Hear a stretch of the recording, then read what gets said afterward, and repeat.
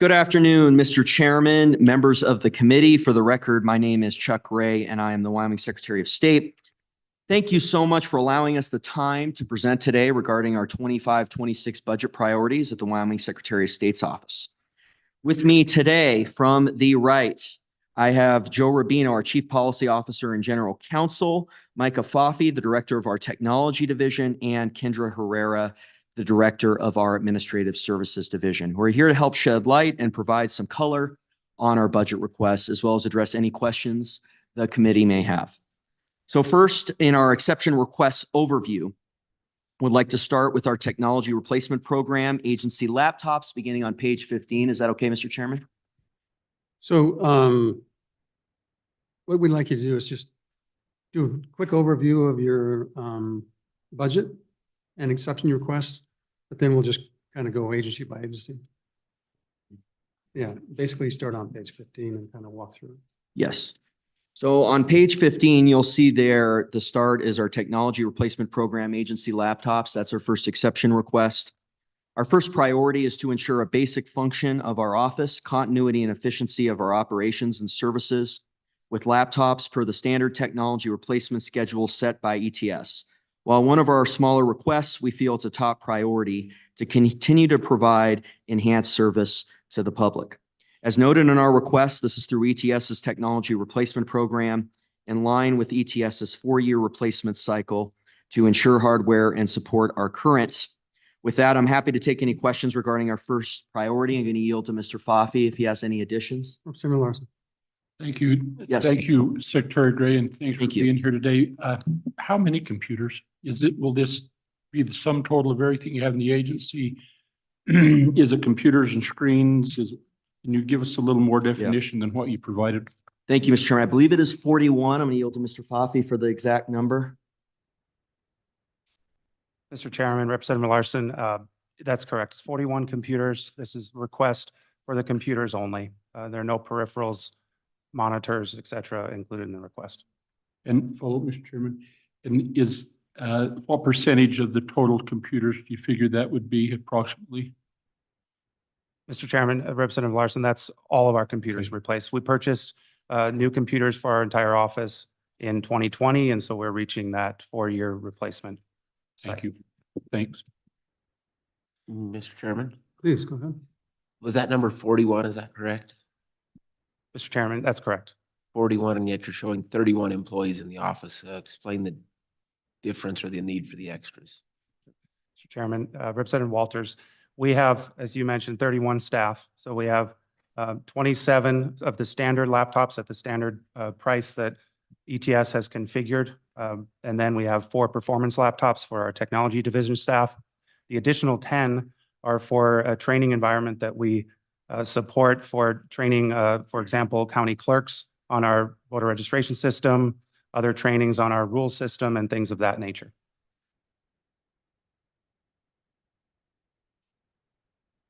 Okay, further questions? Go ahead, please proceed.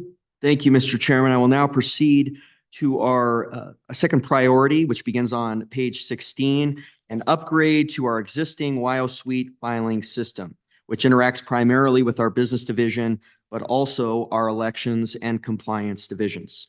This provides a crucial upgrade to our office's existing systems to provide enhanced customer service and maintain control over the exponential increase in filings our office is experiencing. By way of background here for a moment on this request, I will note that the Secretary of State's office is one of the few revenue generators for the state of Wyoming, and revenue is growing at an exponential rate. We had an $8.5 million increase in revenue just in the last year. $43 million in fiscal year 22 went up to $52.8 million in fiscal year 23.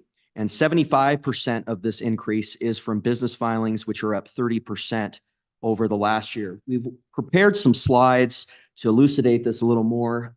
Mr. Rubino, if you could. Thank you. We have a question. Yes. Representative Larson. And I apologize for my ignorance, but is SOS a different system? We're calling it in the budget SOS Enterprise. That's sort of the name of it. And so they were the low bidder. Was this a bid? And I'm trying to get my head how this worked. So Suits is the current, Yes. whatever it is, and you're switching to another? And can you walk through the bidding Yes. process that you used and how many on your RFP did you have? Yeah, Mr. Chairman, we have engaged with Tecuity. We're actually Tecuity's first customer. And since then, they've updated their product. We're one of 2 states that's on the first version of their business filing product. They've expanded from us as the first customer to now about 15 states. And this is their specialty. We've engaged with them, and this goes back to my predecessors, engage with them on these upgrades that other states have carried out. And so I think, Mr. Foffey, if you want to elucidate a little more on how we engaged in that conversation. Well, and may I, Mr. Chairman, because I don't want to get confused because I may just be mistaken. So again, and just correct me if you would, is Suits is our current? And are we switching, and because I'm not making the connection between, so help me out there, if you can see the gaps, and I apologize. Yes, Mr. Chairman, Representative Larson, Suite is what we've called our customized system that our vendor built for us starting in 2007. As the Secretary mentioned, we were their very first customer. We've continued with that custom system up until now. Enhancements to it, fixes, new features and things like that, and built upon that. What the vendor did was on that platform or that core of what we call Suite, they've built more of a platform product that multiple states can come onto. And so it's an upgraded version. The back end of it looks quite a bit similar to what we're on currently, but so that's where that SOS Enterprise term comes from. It's become more of a platform, again, built on the core of what our original custom system was. But so yes, moving to an upgrade. Well, and so as we have these conversations with our agencies, it just particularly on software, I'm just trying to make sure that if we're switching, that we're always making sure that we,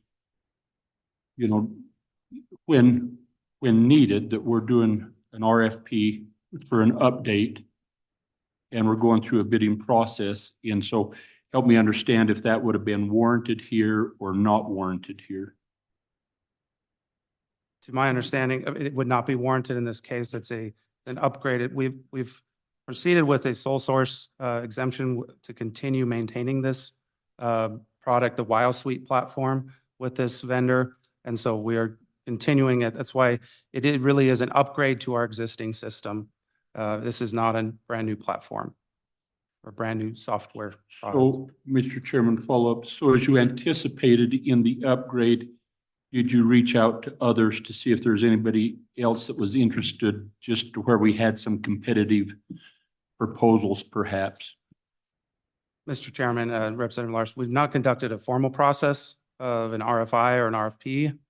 We have, both my predecessor and myself, we've sort of investigated or spoken with a few vendors about what kind of offerings they have.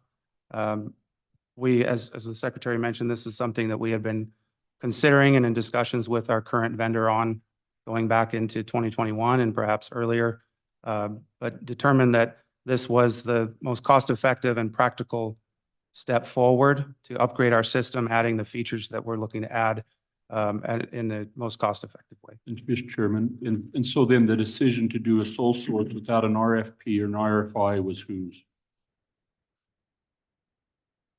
I don't have that answer for you at this time. It's kind of been an ongoing process that we initiated these discussions with this existing vendor in years past. Thank you. Yes.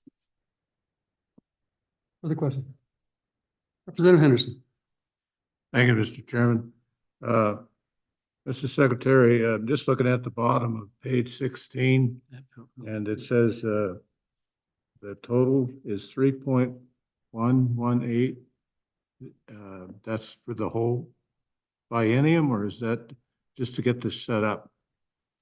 Well, Mr. Chairman, thank you. 2.9 million is a one-time appropriation, and open to continued conversations about comparing it to other vendors. I can tell you anecdotally, and, as I'm going to elucidate here later, we're still in negotiations on controlling the ongoing maintenance costs. So I want to be careful here about, how much we discuss those negotiations. And happy to talk to you about the comparables. And I believe we're saving up to 4 to 5 times the multiple of what this would be out on other vendors that have similar products. Mr. Chairman. Senator, Thank you, Mr. Chairman. I want trying to get my hands around this one too. So $3 million or 2 point something million dollars, whatever it is, again, this sole source contract, no bid. Say you've done an investigation and that you feel that this is the cost. That's what that this is a very cost-effective tool that you're using, and this is what you've done. Did I hear that correctly?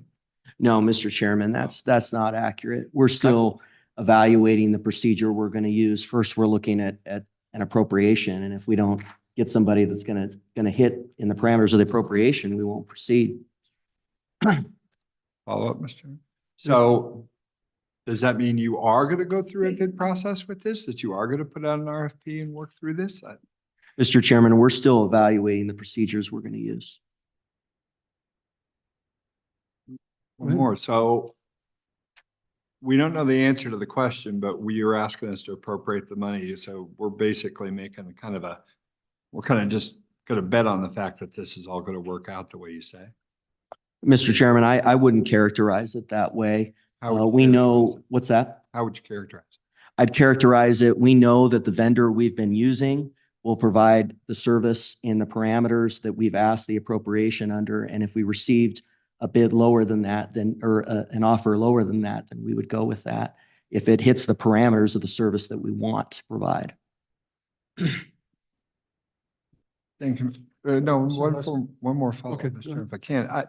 if I can. I guess, we have a procedure set out where we ask people to, do RFPs, bid processes over a certain amount.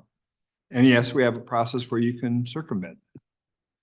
But we use it very sparingly. And I'm just trying to get, let's say you've worked with this company or your predecessors have, and that's great. But just from a taxpayer standpoint, and yourself being a former legislature, I wouldn't know that, because I've heard you say it.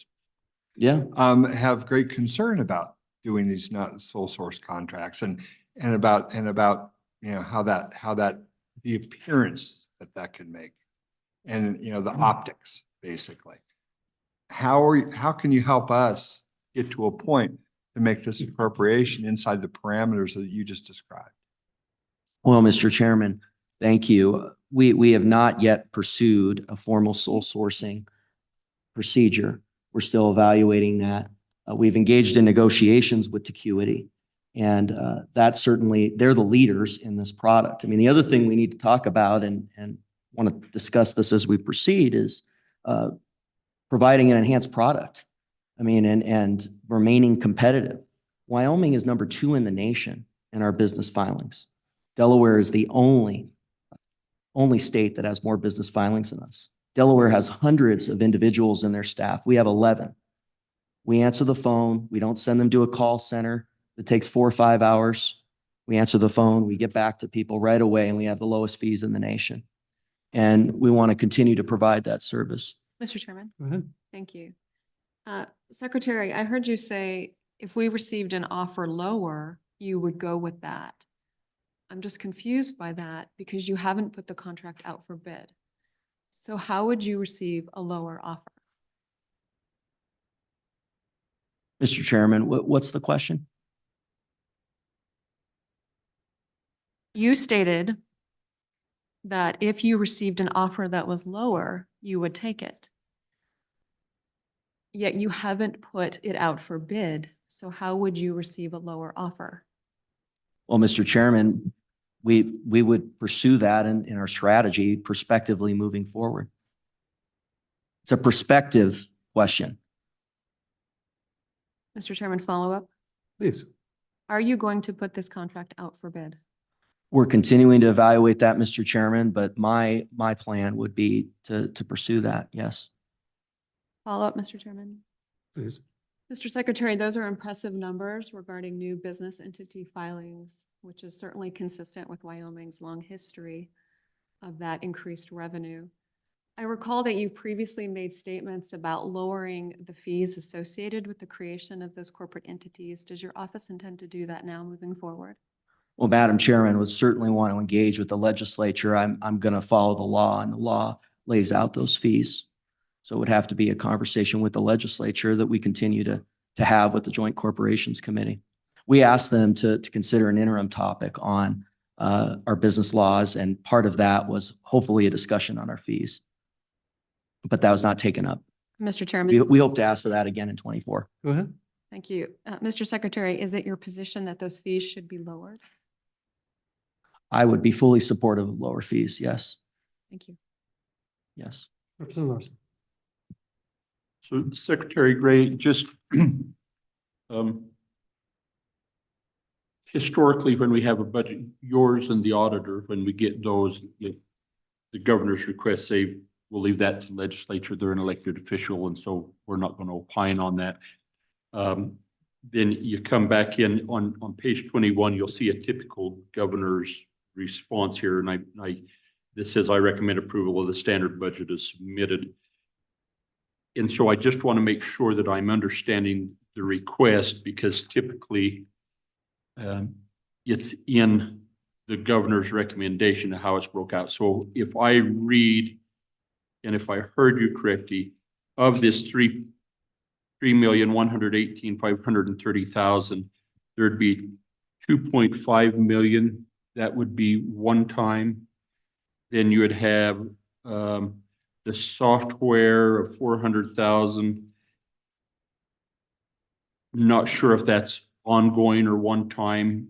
Could we see that go either way? And then the maintenance agreement, the 218,530, I would assume would be ongoing.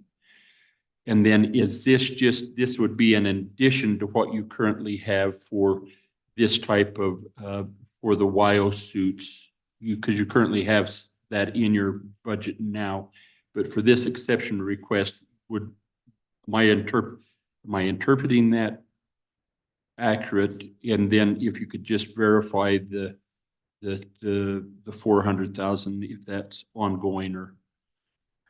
Mr. Chairman, I'm going to go ahead and turn that over to Ms. Herrera. I mean, the bottom line on this is it's a $2.9 million upfront appropriation, which has been negotiated down quite a bit. And then an ongoing appropriation of approximately $218,000. But I'll turn it over to Ms. Herrera for more color on that. Okay, Go ahead. yeah, That's great. follow up, because, and the only reason you're saying 2.9, and I appreciate that. But in the document it's 3.1, that's where I'm getting a little Yeah. bit screwed up. It's the $218,000, the ongoing, the maintenance costing. Yeah, okay, so just Mr. make sure Chairman, we've got our, Go ahead. Representative Larson. So 2.9 one time, which is the 2.5 million and the 400,000, and then 218,530 would be added to our ongoing maintenance expense. what did you say Mr. Chairman, I apologize. What did you say the 400 was? That is a software for. Is that one time or ongoing? It is one time. Thank you. So I'm curious about that. Normally, the software would be part of the upgrade. So you've got the upgrade, Okay. total cost of the Got it. upgrade is 2.9. And you've had that discussion. You think it's a great deal. Could you walk through, you said you have additional business entity information and allows amendments, and it includes tying in notaries, lobbyist registration. So just tell us a little bit about those upgrades, a little bit more specifically. Mr. Chairman, would it be possible for me to continue with my presentation? And we were I just gonna- asked a question. Yeah. Would you please have the question answered, and then you Yeah. can go on with your presentation. Okay. Well, Mr. Chairman, continuing with what was going to be in the presentation. Yes, it is an upgrade. It is working in apostille filings, the election filings, in our compliance division, the filings with lobbyists, with notary registrations, lobbyist registrations, entity formations, and online filing of amendments, which has been a long time discussion. So because this is a new company, and you were the first recipient of it, so they basically have to write that in, I presume, under their existing software and software upgrades. Is that a fair characterization? Mr. Chairman, I'm going to turn that over to Mr. Foffey. It's not a new company. This is the leader in business filings. We were the first customer, and now they have over 10 in the nation, approaching 15. And we're one of 2 that is still on the first version of their software platform. Okay, go ahead and answer, please. Mr. Chairman, yes. So as the Secretary said, they're not a new company. We were their first customer. That was in 2007. They now, as far as other states on this, the latest iteration of their platform that we are looking to move to, they have 5, I believe, currently in production on it, and 6 or 7 or 2 or 3 additional states that they are working to move onto that platform. And so, as has been mentioned, we're on what you might call version 1 of their system that they customized for Wyoming, they built for Wyoming. We are looking to jump several steps. It's a large but natural progression of moving to the latest version of their system. In that, as was mentioned, there's of the one-time cost, the $400,000 is that software license, but then there's an implementation cost to upgrade to take us from version 1 to essentially version 5 is where they're at. And so the work that needs to be done to make that transition is where the additional 2.5. So is this like a mainframe? So it's one entity that then works off of, or do you have subscriptions for each computer that uses it? How does it operate? So this runs on database servers. As far as the infrastructure, it's very similar to our existing. We have websites for our customers. We have an application that we run in the back office for our business registrars to process and interact with the customers that way. And we have the databases underlying. And who else has the upgrade that you're moving to? What other states are using it? To my knowledge, state of Pennsylvania, state of California has, so there are modules to this. So we have, of course, UCC and EFS filings. We have business entity filings, trademarks, and trade names. So different states have maybe piecemealed their approach to moving over to, these other states were, of course, they were not TechUity customers prior. They had a complete overhaul of their systems. And so they maybe moved just onto the business entity filing. So as far as those states I mentioned, if you went out to their websites, you may find pieces and parts of this, and they're working their way to move to the platform. What we're looking, again, because it's a natural progression from our existing system, we're going to be able to move entirely onto the new platform with all of those filing types. So what do you envision as the timing sequence if we approve the dollars to swap over? And is there there's a turn on the switch and it's ready to go, or you have test modules, and just describe the process? Of course, Mr. Chairman, there's a whole process of, a gap analysis of, again, we're going from version 1 to version 5. So identifying the customizations and modifications that will be needed to take that leap. And then perhaps some data conversion to get us our data structures looking the same as they are presently on the newest version. And then testing, as you mentioned. It's estimated to be a 12 to 18-month project. We are, if this request was approved and these funds were received for the next biennium, we would start that project, try to hit the ground running in 2024. Of course, we have kind of a big event in the last half of 2024 with a presidential election that takes a lot of our attention, but we have staff that we could have focused on working on the implementation side of this. Well, presidential election doesn't have anything to do with, other than making voting locations secure. But my question is, Well, Mr. Chairman, if we make it immediate, make these funds immediately, so you can kind of hit the ground running 3 or 4 months earlier, would that help speed up are you ready to go if we did that? Ready to go with this. That is one advantage, Mr. Chairman, of the relationship. Again, as the Secretary has said, there's still maybe some aspects of this are up in the air as far as the direction, but if the decision were made to go forward with this current vendor, We have an established relationship with them. We have the staff in our office that work on an ongoing basis with project managers and developers with this vendor. And so we could, we would need to amend our contracts to. Sure. And so, But yeah, my yes. question is, if we approve it right away and if it makes you get online quicker and faster, why wouldn't we do it? So just food for thought. Okay, now, you want a question? Well, I just wanted to follow up with that. I guess I guess my take on what the chairman was asking is you point that as you get into 2024 with elections coming up, that you're busy. And so if we made those funds available immediately, you wouldn't have to wait till the fiscal year starts before you start implementing them. They would be available as soon as the legislative session was over. So just contemplate that, because that we're trying to relieve that perhaps anticipated roadblock, or we want it to be as smooth as possible. Yeah. Yes. Mr. Chairman, Representative Larson, I really appreciate that. I'm understanding now more of the point. We've talked about how we'd love to get started on this without the 4-month wait after the session. So certainly having it effective immediately, we'd have no issue with. We have a question. Yeah, Mr. Chair. Chairman, thank you. For Ms. Herrera, was this underway under Secretary Buchanan?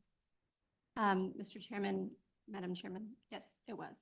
We were actually having these discussions about bringing it the last budget session, and just didn't seem like the right time. I can just tell you from our transition, Mr. Chairman, that they said they pulled it back just because, there's a new secretary coming in and wanted to make sure that it was then, the new administration was behind it, which I think is a reasonable thing for them to do. They had made that call in October, November. Right. That's my understanding. I did want, so on the screens that you had up, when you have anything put on the screen, if you bring handouts, because some of us can't read, the screen's too far away. Do we have? Got it. Okay, because I just haven't seen them, but I mean, it's just cool. Chuck, could you tell us how many on that breakdown of filings? Do you have a breakdown of LLCs, refilings versus new filings? As those are, I'd just like to see those numbers. If you have them, just let me, you could just circulate. Yeah, Mr. Chairman, Ms. Herrera, do you want to? And where's the growth? He's our primarily? stat guru here, and we can get Mr. those Chairman? numbers. to Go Mr. ahead. or Chairman Close. What numbers were you looking for? Well, then, just breakdown of which filings are growing the fastest. And I'm just curious about where we put our emphasis on, or where the benefits are. Mr. Chairman, right now in 2023, we had 147,000 new entities, initial filings come into our office. Of that, 133,000 of those were LLCs. Okay. So our LLCs are growing exponentially right now. And how many of those are out of state based? I don't have that information, Mr. Okay. Chairman, but I can get it for you. I mean, obviously a lot of them. Otherwise, it just makes sense. But yeah, it's just a neat, it's a neat thing. All right, Mr. Treasurer, please proceed. Thank you. Mr. Rubino, why don't you go ahead and go to the first set of slides really quick? On the left-hand side of the first slide, you can see the steady increase across all of our business filings in the business division. And obviously in COVID, the amendments went down a little bit, but that's totally recovered. That's the orange line. But you'll notice, and our revenues are, since 2016 have more than doubled. But you'll notice that green line, which are the increases in initial filings. And if you could go to the next slide, Mr. Rubino, So, that's by the way, more elucidated. Yeah, go ahead. So, but one of the reasons why those revenues are up is because we raised the fees. As Well- you may recall. Mr. Chairman, I do recall that. I opposed that bill. I know you did. I know. But it's not the only reason, but yeah, obviously it's part of it. What's that? Go ahead, Okay. Mr. Chairman, please. Mr. Chairman, Leonard Anderson. I'm back on that enterprise system. Yes. It sounds like we're really negotiating with SOS now and we really like what they're doing and like their program. So how would we bid that out if we made some sort of a agreement with SOS? Would we still bid it out? I know you said you would bid it out, but what would we bid out? Well, Mr. Chairman, we put out to RFP the project post. I mean, we're not signing anything. We don't have an appropriation. We've just been engaging with them back and forth a little bit on what their pricing structure was. I can tell you, we did negotiate this down. I was very happy with where negotiations went in this. My number one priority is protecting the state with this on two ends. One is the front end expenditure, and two is the ongoing maintenance costs. Because as a legislator, and I know this committee has made this a priority, the worst thing in the world is when you make some upfront investment and then they have this outrageous year-to-year maintenance cost increase after basically they, if you will, are holding us hostage because we've made this huge upfront investment. And so those are my two big priorities, at least in the discussions with Tecuity. We are continuing to discuss whether once we get the appropriation to have that competitive bidding process, which I'm fully supportive of. The unique circumstance here is it's an upgrade, and would be happy to engage with the committee a little bit on your views on that with ETS. We certainly want to do the absolute best for our state, but it being an upgrade and it also being the same vendor that we've used in the past that has a strong track record that has for now negotiated with us in good faith. And we have one last piece here, which is the ongoing expenditure on the maintenance costs, which I'm going to talk about in a moment. That's something we need to evaluate. But I've never been a big fan of sole sourcing, as Senator Guru and Representative Nicholas has had. This, is an upgrade, but I think that's a conversation I'd like to have with the committee and the legislature. Thank you. Mr. Chairman, Yes. Representative Stitt. Mr. Secretary, I had a question about the software upgrade in connection with the Financial Crimes Enforcement Network's new regulation, which will go into effect, as you know, January 1, 2024, that will require all LLCs, for example, to report their beneficial owners to the federal government. As you know, Wyoming does not require that statewide. But my question is, will your office be putting out any kind of announcements or otherwise letting people know that they are now will be required to report to the federal government? And if they don't, willfully don't, there are penalties of $500 per day and 2 years imprisonment. I think most people just don't know that they're going to be subject to this beneficial reporting requirement. Your office, I guess, would have the choice of doing nothing. My question is, does your office plan to do anything? And does the SOS Enterprise, do they plan to do anything to help assist Wyoming LLC, beneficial owners comply with new federal regulations? Thank you, Mr. Chairman, and thank you, Representative Steth, for that very thoughtful question. Yes, we do want to protect our customers and the citizens of Wyoming, entities that have filed in Wyoming from this federal statute. Certainly, while I understand the intent of the federal statute, I personally think it's a little bit of a meat cleave as opposed to something that really gets to the heart of what we're trying to prevent, which is financial crimes. And that's been a priority of our administration, and hope that the Joint Corporations Committee takes up an interim topic where we can address that in state statute. But we have made the decision to post notice about this. I've been very cognizant. I don't want to cross the line into a situation where the federal government is commandeering our office. And I think there is a line there, but and there's been a lot of discussion with other secretaries about this. I do believe it is appropriate that we provide notice to our customers of what's coming down the pipeline. So, Mr. Secretary, what would be useful is because anything that in interim study is not going to do anything because nothing will happen until after it's already in effect. So if you could you provide us by the end of our markup what you plan or your ideas for notifying the affected entities through through the application process, when you when you send out your monthly notifications, for your annual, fees and something like that. Because I think it needs to go out to each one individually when your notices go out. So just so we know what you're doing.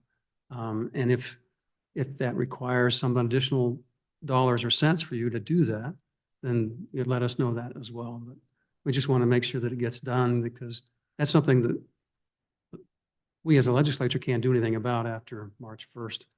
And so if you tell us what your plan is, or if you put one together, then we'll all have the comfort of knowing that we're going to help those entities as much as possible. That would be great. Thank you. You Thank you, bet. Mr. Chairman.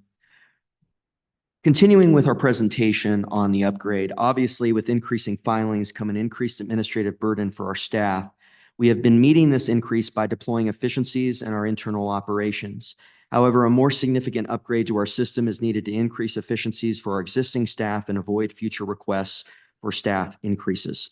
The upgrade will allow for additional entity formations and online filing of amendments, as well as notary registration, apostille requests, and lobbyist registrations to be filed online. This is a huge service upgrade. While our primary focus is in achieving an enhanced experience for our customers, the upgrade provides significant back-end improvements for our office, resulting in increased efficiency for existing staff. It also provides expedited workflow for rejection, corrections of filings by enabling online access for customers to rejection, correction information. I want to emphasize that this will not eliminate existing services to our customers. And I've made this very clear that we will not discourage the option for paper filings. We will continue to take paper filings in the previous form, but this will further enable and enhance these services we provide to the public to make our state even more competitive for businesses. As noted in our request, this upgrade presents a one-time appropriation of $2.9 million and an ongoing appropriation of approximately $218,530 in this budget. Our office held a public demonstration on the proposed upgrade, which was well received. With that, I'm happy to take any more questions regarding this priority request, and will yield to Ms. Herrera and Mr. Faffi if they have anything additional concerning the proposed upgrade to our filing system. Further questions? Representative Swanson. Thank you, Mr. Chairman. Mr. Secretary, I'm curious on these computers. You want 31 new ones, but 10 of them are going to be used for training. So is it necessary, and I understand it's necessary to put upgrades on them, but is it necessary to get new computers? Can we not just use the old computers as long as they're just for training purposes? Or is it your belief we need to order all 31 new computers? Mr. Chairman, I'm all about expenditure savings, and we just wanted to adhere to the ETS policy. But certainly if the committee decides that the ETS policy should not be adhered to, which I assume would be done in a more across the board of fashion than just one agency, I certainly think that's something that I'm open to. Absolutely. Go ahead. Kevin. Mr. Chairman, certainly you can cross-examine the ETS Director, Timothy Sheehan, on this, but it was advised at one point in time, you don't leave your basement window open in a flood. And this is what we're talking about with these computers. There's a need for cybersecurity on not having older computers around that are basically having an open window in the basement. But Timothy Sheehan can explain that a lot better, but it is ETS that's making these calls. So I think there's a river running through my basement with my old computer. So, go ahead. So, Mr. Chairman, and Kevin, first day of budget period, so we're going to do this a lot. Because you'll recall, Like in 15, 16 and thereafter, we had some agencies that said they were using them for 6 to 10 years, and they elected not to automatically. So the policy with ETS is there, but there's flexibility within the agency, I thought. Mr. Chairman, I remember those conversations, and I remember that agency in specificity, and I had to bite my tongue when I heard that. Because the narrative that you can cross-examine with ETS is that the window in the basement. These older systems don't work well with the software and all the necessities that we have to have for the security, for the cybersecurity. I can speak personally to that with the, as we went from our replacement of our computers, where my computer at my desk was in its replacement cycle, and it was struggling to stay online, actually. And then I got a replacement, and all of a sudden, hey, everything's working better. But I do think that there's a cybersecurity element in these, the ETS policy that we have to be cognizant of. So at what point in time, Kevin, we said, let's do a quarter of them or half of them. So you don't have a tidal wave of changing every computer all in one every 4 years. Is that the same issue, or is it? It's not as prevalent as it once was. I think it's more standardized now as, we've gone through the process. But the last statistics I had was it might be something in the neighborhood of 60%, 40%, depending on the biennium. But you actually pass one biennium, then you pick up the following. But I don't think it was as prevalent as it once was. Okay, further questions for Kevin? Did your tongue heal up? Not quite yet. Okay, please proceed. Thank you, Mr. Chairman. I am now proceeding to our Securities Investor Protection Awareness exception request, which begins on page 23. Our third priority is to continue to provide investor awareness and education in accordance with our statutory duty and in the face of increasing fraud across the United States. For a little bit of background, by statute, the Secretary of State may develop and implement investor education and awareness to prevent securities fraud, which is 17-4-601. We've seen fraud reports increase significantly in recent years, and as technology's role increases in society, fraud and financial scams are more prevalent than ever. According to the FTC, in 2012, there were a little over 2 million reports of fraud in the United States, which increased in 2022 to a little over 5 million, which is an increase of 143% in 10 years. And these are just the cases that are being reported. Mr. Chairman? Yes. Mr. Chairman? Please. Thank you, Mr. Chairman. Mr. Secretary, do you have Wyoming numbers about securities fraud? Mr. Chairman, we went off the FTC numbers and we don't formally collect those aggregate that data. Okay, Thank please you. proceed. Mr. Chairman. Investor education has historically been funded with a private grant from the Investor Protection Trust, which has been successful. However, that grant program is ending in December. This request seeks spending authority from special revenue from the Securities Enforcement Fund, which was established in 1992 and funded from revenues produced by industry registration fees. The securities industry highly supported this fund at the time it was established in order to see the funds go back to support consumers and investors.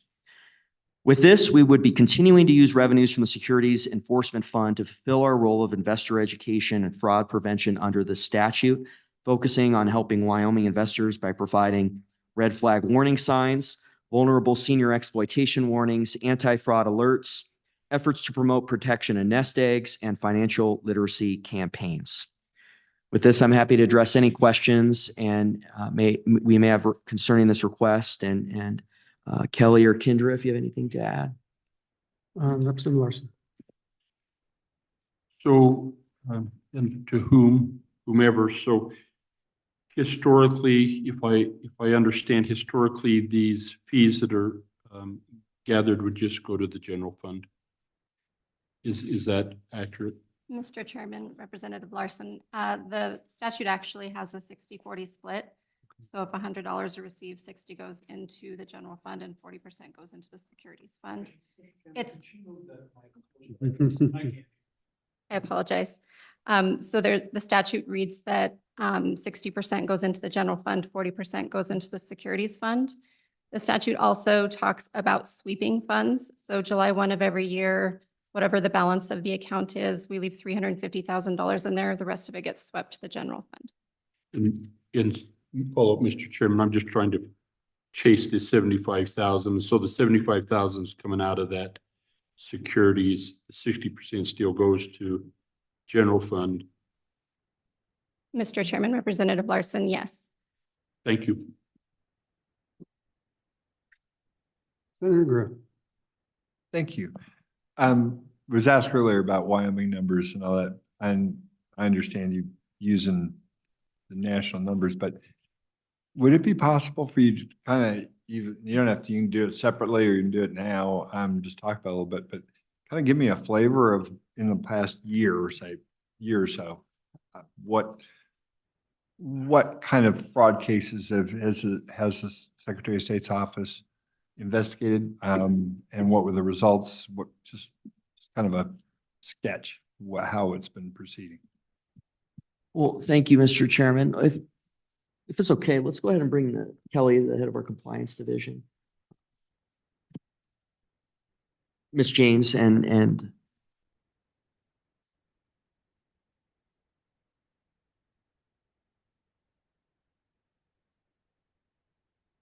thank you, Ms. James. Welcome. Wyoming Secretary of State's Office Compliance Division Director.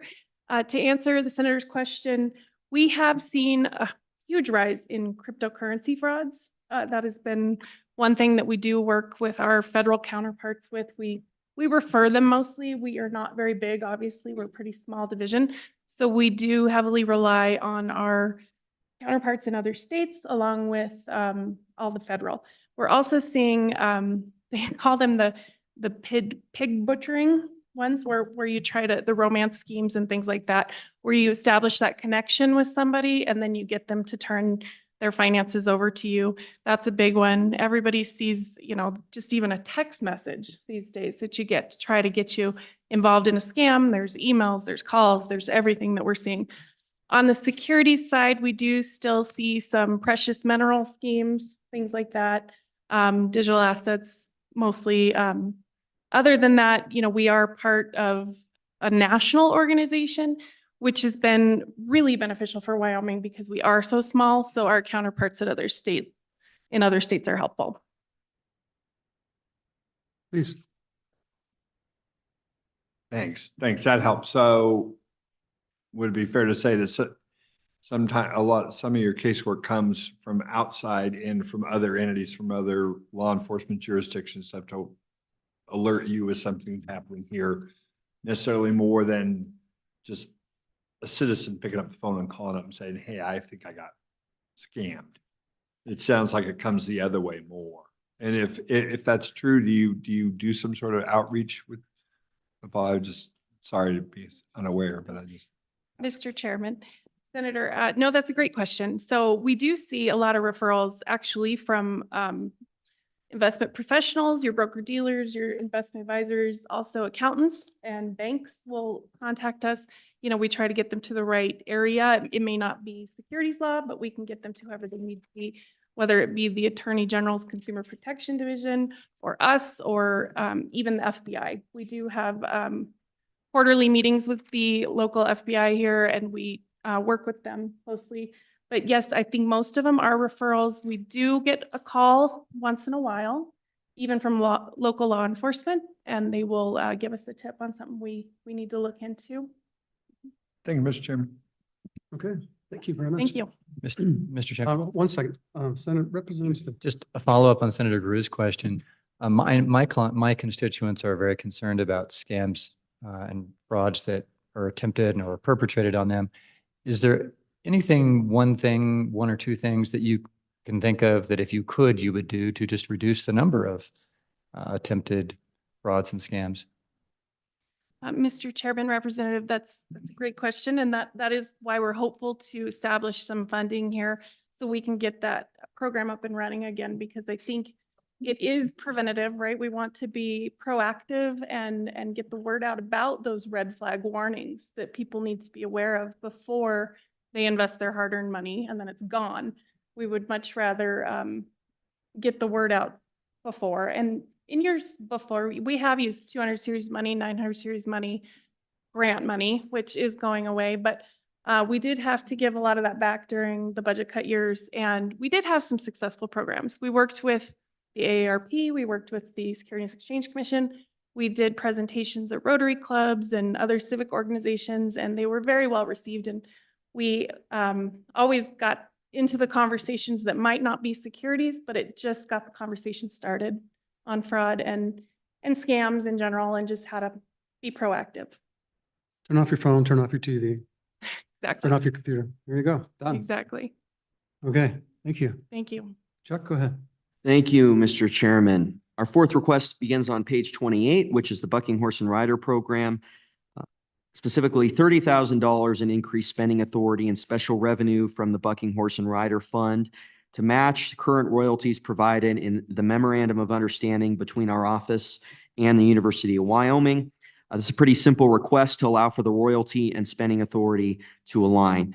Ms. Herrera has worked closely with the university on the management of the state trademark and has done a phenomenal job in managing our office's Bucking Horse and Rider program. And we're happy to address any questions. I think this shirt costs an extra $10 just for that. Okay, any questions? Okay, any other questions for Secretary of State? All right. Anything else? Thank you, Chuck. Appreciate it. Good seeing you. Okay, up next, State Auditor.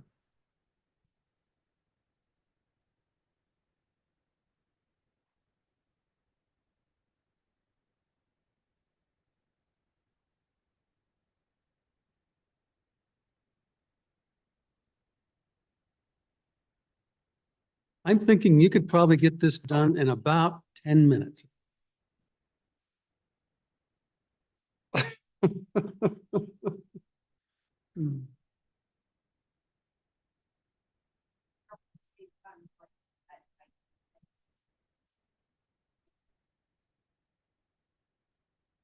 Well, we have cookies and tea at 2:15.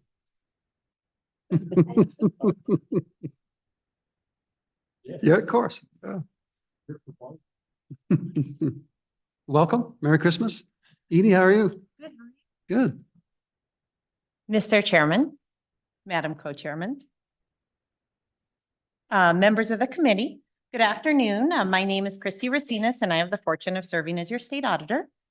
It's always a pleasure to appear before this committee and report to you on our office and operations. It's a process I take very seriously. About half of you are new, so I'm going to say a few things just about what our office does that might be repetitive for some, but there's often a lot of misunderstanding about our jobs. Really quickly, I've brought a few of my staff with me today. We have 23 total people, including myself, but today I have our managers. We have Chris Quick, he's in charge of all of fiscal and payroll. We have Erin Bidskin, she's in charge of the accounting division and puts together the entire 250-page annual comprehensive financial report. And then we have Jerry Reef, who is in charge of our information technology division. And then, of course, you all know Edie Troutwine, who's my deputy legal counsel, master negotiator, and can be a good hold down man at a branding if necessary as well. Okay, so moving on, what do we do? What does the state auditor's office do? By statute, we are the accountants for the state. Essentially, we pay the bills and keep the books. The auditor also serves as the chief payroll officer, paying all state employees, legislators, National Guard members, and is responsible for all of the tax payments related to those as well. That's about 9,000 payments a month. It varies a little bit. Statutorily, we're also required to maintain the state's electronic accounting system. This system provides state agencies the means to collect revenues, process expenditures, maintain budgets, and complete all accounting transactions. My office is also required to provide an annual financial report of the fiscal affairs of the state. That report, as I mentioned before, is called the Annual Comprehensive Financial Report, or the ACFR. Essentially, it's the balance sheet and income statement for the state of Wyoming each year. So I'll start with a general update on the office before I jump into the budget book, as we haven't sat before this committee in this capacity for 2 years. So the biggest banner update item I have for you is that this past April, we completed an enterprise-wide upgrade to our electronic accounting system, and it went great. We call this system our ERP or Enterprise Resource Planning System. That may be an acronym you've heard. And again, that's our electronic accounting system. Essentially, it ties together a multitude of business processes and allows us to capture what has happened. So those are things like expenditures, purchasing, budget controls, payroll, reporting, et cetera. There's three main modules to that system. There's financial, that captures all the inflows and outflows of money to and from the state. Payroll, that's self-explanatory. And then there's a reporting module. And essentially the reporting module allows you to pull data from the other two sides to analyze that data and use it to move forward. So this upgrade took about 18 months, and the result is that we are on the most current version of the system, which is more intuitive and user-friendly. I just want to take a moment and repeat that because being in government a long time, I know how difficult these huge IT projects can be. Edie and the folks behind me, along with the talented staff back at our office, planned, tested, communicated, and orchestrated this complex statewide upgrade of a massive system used by all three branches of government, and it went really well. It was very successful. Of course, it was stressful. There were a few substantial bumps, but we really had excellent engagement from agencies and users. And I just want to say thank you to everybody that helped us with that. And we are on a really good product right now. Like I said, we're on the most current version of the system, and we are very excited.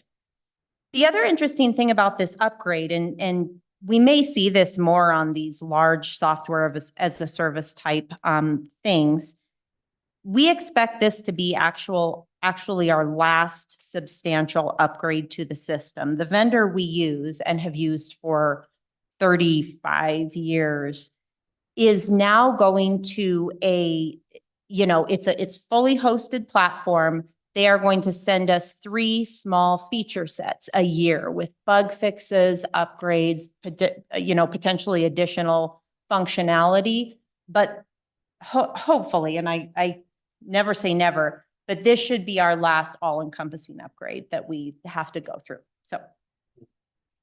Please, go ahead. Ever. Maybe. We think. Well, I mean, make it sound pretty, Mr. Chairman, you make it sound pretty final. And I just help me understand, or you can receive these systems get aged and old and it comes a time, RIS and some of these others. And so, as wonderful as that sounds, is there a lifetime that you would anticipate? Sure, Mr. Chairman, Representative Larson, that's a really great question. And we're actually in a really good spot. So I'll answer that question and then maybe have Edie add on. Like I said, we've been with this vendor for about 35 years, and it's typically every 4 to 6 years where the vendor would come out with a big upgrade. And the reasons those were so difficult is that the state of Wyoming would have customizations to a baseline package that then was very difficult to update and caused it to be harder and more work on the, on the vendor's side, more work on our side. Now, this is a fully hosted platform. So I know there's the nightmares of, well, there's one guy that can work on this system and it's on the mainframe and he's 98 and he's tried to retire 6 times. We are not in that scenario. So we feel very good about that. Could the vendor go under in 2 or 5 or 10 years? Absolutely. But again, we are now fully hosted. This is a subscription service we pay. We don't own the product. We don't host it on our, on our hardware, if that makes sense. And Edie, did I miss anything with that or? Yeah. So again, never say never, but again, we're in this different scenario where their baseline product now has essentially almost all of our customizations built into it. So we'll see. We're hopeful. Mr. Chairman, the second update I wanted to give was on the ACFR, or the Annual Comprehensive Financial Report. As many of you know, we have really struggled to get this report completed by the statutory deadline in December. This has been due to a lot of factors over the past 3 to 5 years.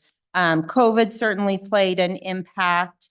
The huge influx of stimulus funds have played an impact. But I mean, one of the biggest factors, as you know, is that we struggled to get information in a timely manner from agencies. And if we don't get that, we can't do our job. So over the last couple of years, we have made a timely, accurate ACFR our #1 priority. And we've really made great strides in building up our staff and building relationships with our partner agencies who we rely on to get that done. So I'm happy to report that the 2023 ACFR, that being the report for the year ended June 30th, 2023, is going extremely well, the best since we've been in office. We will meet our December deadline, and the final auditor's report will likely be dated in late December or January at the very latest. As a comparison, last year's final report was actually dated in May. And while we have great relationships with all the agencies, I just really want to give a huge shout out and commend our main partners, the Treasurer's Office, for getting us everything on time that we've needed to complete this project. So, moving on, Mr. Chairman, even though we have more or less come out of the pandemic, our office has still been very busy the last couple of years helping manage stimulus funding and stimulus payments.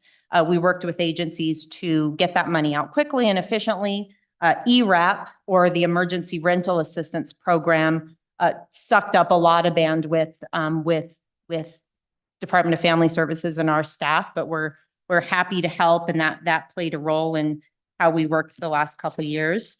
I would report we have officially filed the very last federal report ever, we think, on the CARES money. So that was very exciting. And so at least that is one chapter we can check and sure.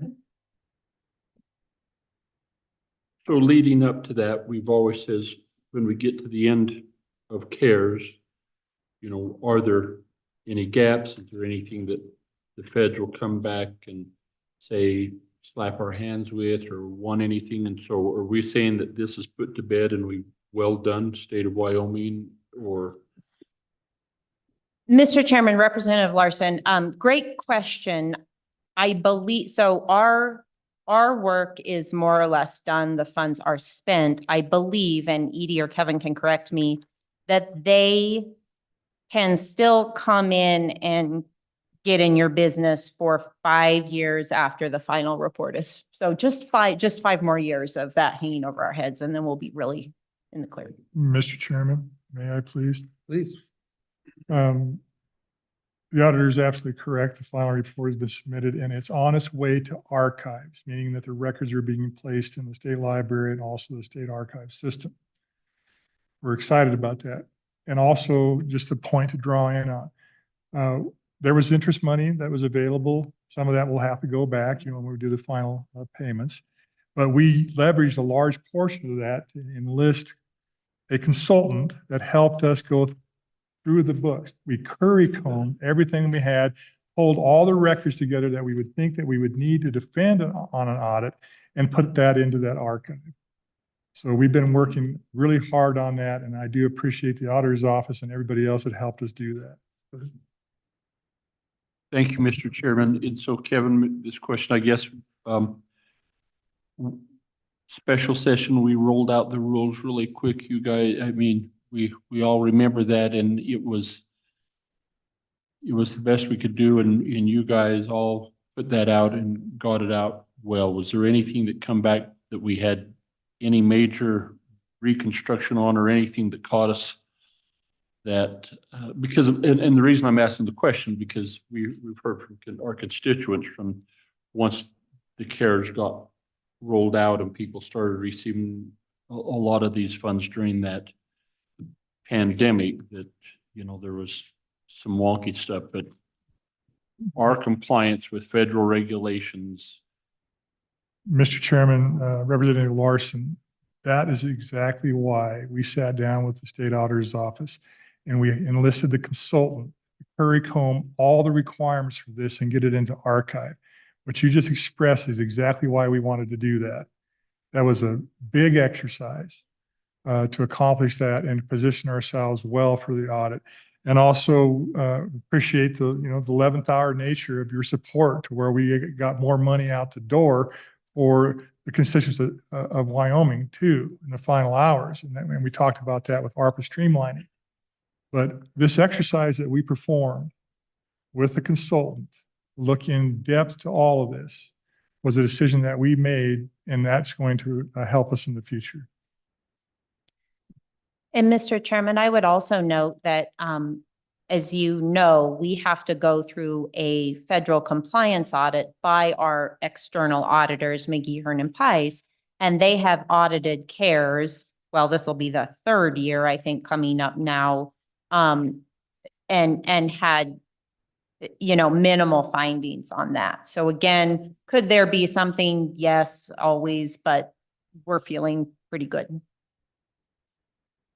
Mr. Chairman, one other note on our sort of day-to-day job, we have about 800 unique users of that electronic accounting system. And so one of our tasks is to make sure they're educated and trained on that system. So we offer a combo of in-person and virtual training to reach folks who don't live in Cheyenne or work from home.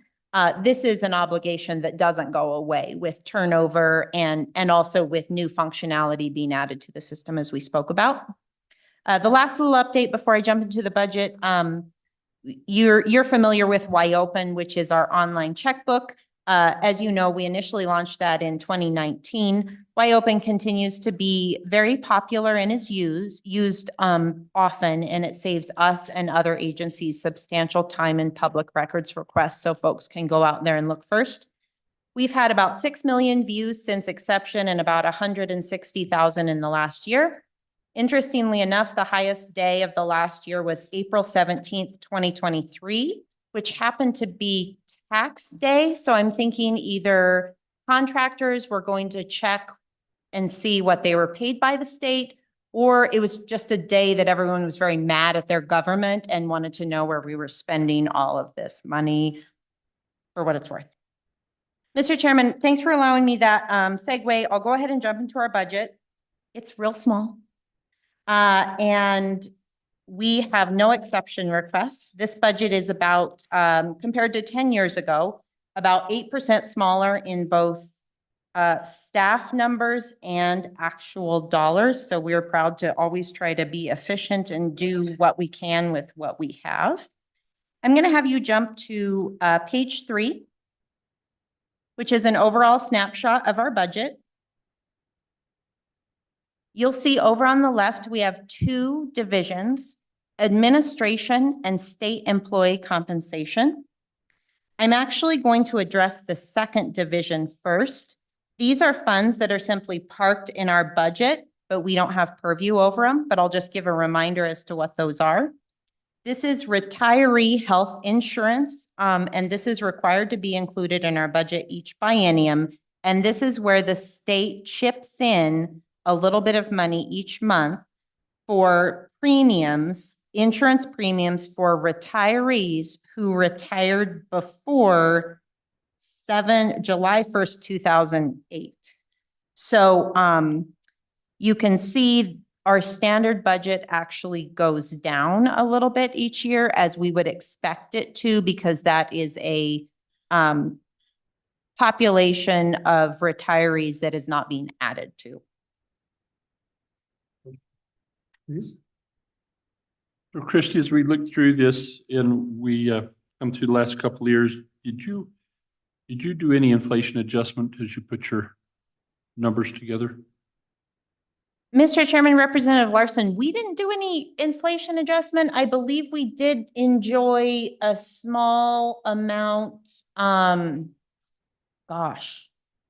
very much, based on the amount that was given last budget, but Kevin's going to tell me the correct thing. Mr. Chairman, all all agencies were included in the inflation letter for those inflation-driven items, utilities, food services, et cetera. And expect a letter on that for your review.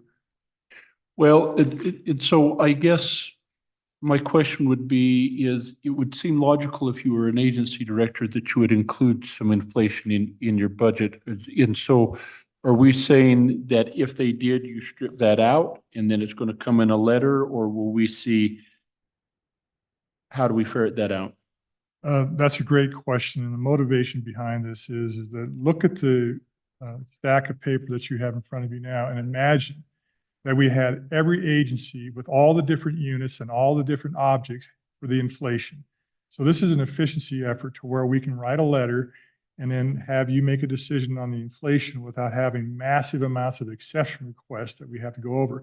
And it's an enterprise situation where we'd like to have the narrative led by the governor and supported by the state budget department and A&I for those needs. But just imagine how many exception requests that we would have if we didn't do it in the fashion that we were doing it. Please. So I recall get my green light. So I recall last year when we come up with that inflation thing, and I remember every unit within every agency, we had that broken down to the impact of the inflation on those, because we was going to see that carry forward. And is your intent then that this would be a one-time thing, or are we going to put it into the standard budget and carry it forward, which would then suggest that it would need to be in each unit and as an exception request or adjustment?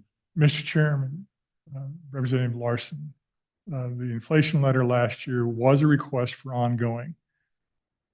The legislature made it one time. We have a request for inflation again, and that request will be for ongoing. We would like to have that put into the standard budget. And to follow up on your question earlier, if an agency asks for an inflation, we go through a large process, and I won't go into detail on that. But if they did, then we would take that request, just like a compensation. If it, we want to have a phase 3 compensation conversation with you. We don't want to have that spread out in 100 different budgets in 1,000 different units in all the object categories. So the motivation here is efficiency, and you're right. When you get the letter, it'll have the chart fields. We call them chart fields. It'll have the agency, it'll have the unit, it'll have the expenditure object, utilities, and it'll have that full list across the expanse of the enterprise. And the choice that the legislature made last year was make a decision on the inflation, which you adopted, and then you instructed in the Section 300 to have the state budget department implement those in wolves. And we did that through the B11, and it landed exactly the way that we had laid it out in the governor's letter. So then this year it'll be a similar exercise, but then you're going to have to lay that out for ongoing as a budget, because we'll be doing this as an exception request for ongoing. Mr. Chairman, the request will be for ongoing, and if you instruct us, the state budget department, to distribute that, which I suspect that you will, then we would like to have that distributed into the standard budget. So in the Chapter 17 report, or the last intention of the legislature, that would be a standard budget modification. Thank you. Okay, please Mr. proceed. Chairman, we actually got $44,514 in the inflation B11 for our 23-24 budget, but that is not, as Kevin said, carried through. Okay. So, Mr. Chairman, if there's no questions regarding the state employee compensation line, which isn't really ours, but lives in our budget, I'll back up to the actual funding for the SAO. I'll have you jump ahead to page 14, unless you want me to read off the narrative, but I figured you can probably do that on your own. We can. And did. As you can see, we are just under 16 million general fund total. Our 100 series makes up over a third of our budget and funds our 23 employees. In our 200 series, we have fairly basic budget items that fund the normal operations of any state office. You'll note a few items that are a little bit higher. We have a pretty healthy supplies budget, And part of the reason for that is we have to buy very specialized and expensive warrant stock. Additionally, we're required to issue all W-2s, 1099s, 1095s, et cetera. Additionally, there's a line there that's 71,000. That's for communication. That's actually postage. And we have to mail all of those things too. And as you know, postage rates have gone up. So that's one of our bigger items in our 200 series. You will notice the remainder and also the bulk of our budget sits between code 0292 and the 900 series. This is for the management, hosting, and maintenance of our electronic accounting system, which I spoke to you about previously. We pay about $4.7 million a year, and we are in year 8 of a 12-year contract. So, and as I mentioned before, we are on the most current iteration of that system.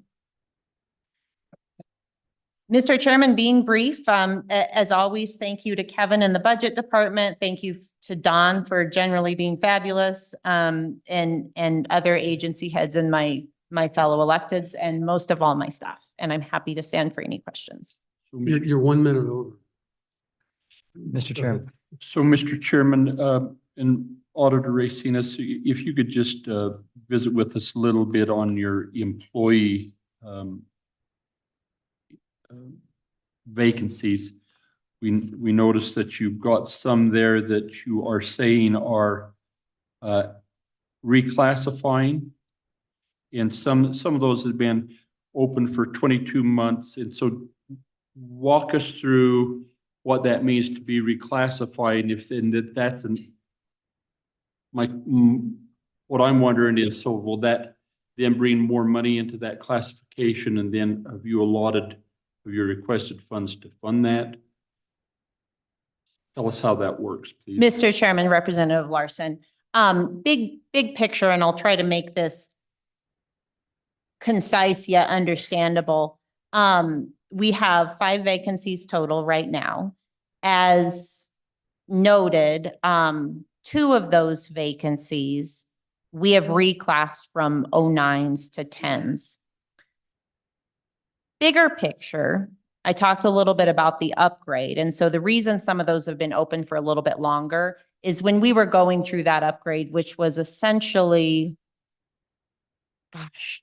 basically all of 2022, first part of 2023, and actually the last half of 2021, we were just not in a position to bring on lower level staff and train them. There was no time or bandwidth to do that. So as we had some of those people depart, it's not that we didn't need them. It's just that there is no bandwidth to bring on someone new right now. So that's part of that. And as we've evaluated the work that the state auditor's office does and the way that shifted over the past 5 to 7 years, and particularly with this most recent upgrade, we need higher skilled positions than what the office has required in the past. And I'll give an example. We run help desks for all of those users of the electronic accounting system. And, you know, we would often get the same questions over and over again. As that system has gotten easier to use, but then the functionality and the features have gotten more complex, that the standard and the level of skill we need is higher. So what we have done, or what our more or less plan is to take 3 or 4 9 positions and reclassify those into at least 2 10s.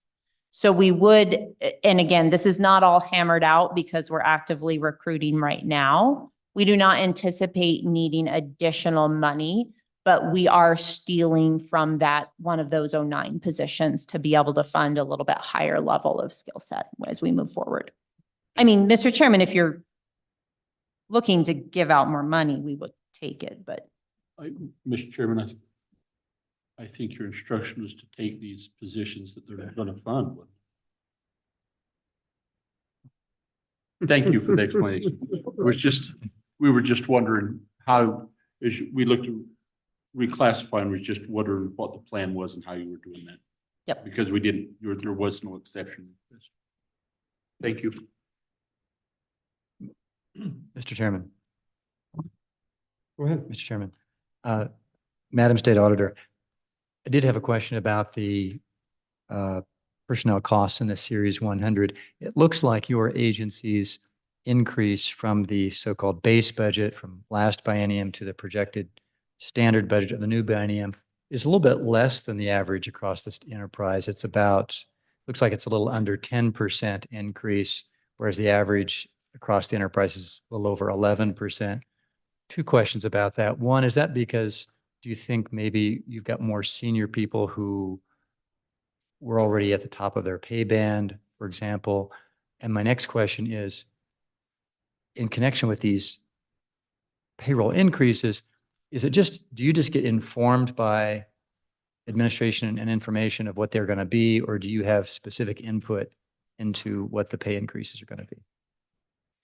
Mr. Chairman, Representative Stith, I would say that percentage increase more or less aligns with what we received in the compensation increases. I don't think we have a high level of people that are above, that we're really bumping up against that market. The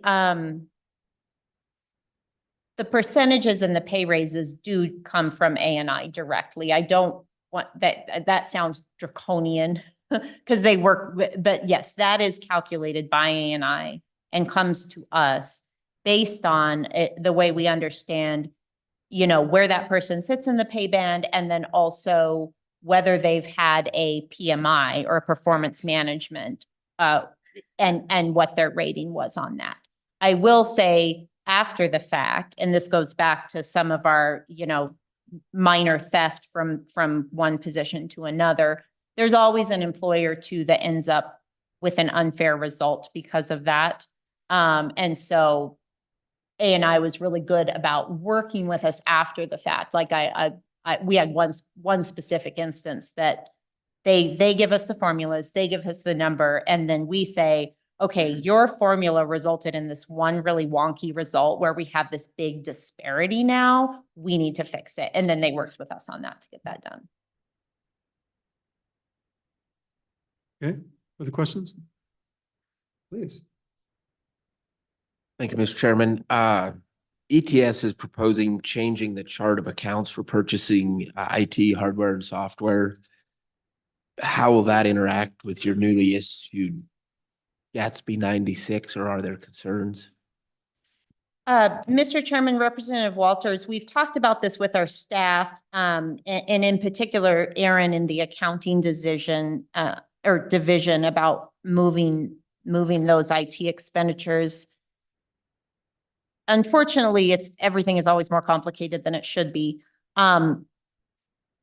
We think it would have to wait till a completely new budget. The other things to keep in mind are the codes that are currently in the 200 series that are used for IT assets. Those are fixed assets, and there's about 7,000 fixed assets that are stuck in those codes and are depreciating under those codes. So it's not as simple as just cut those off, move everything. So we think it can be done, but it is more complex than one might think. There's also a lot of open encumbrances under those old codes and old budgets. So that's one challenge. Again, not unovercomable, but it couldn't be done next month.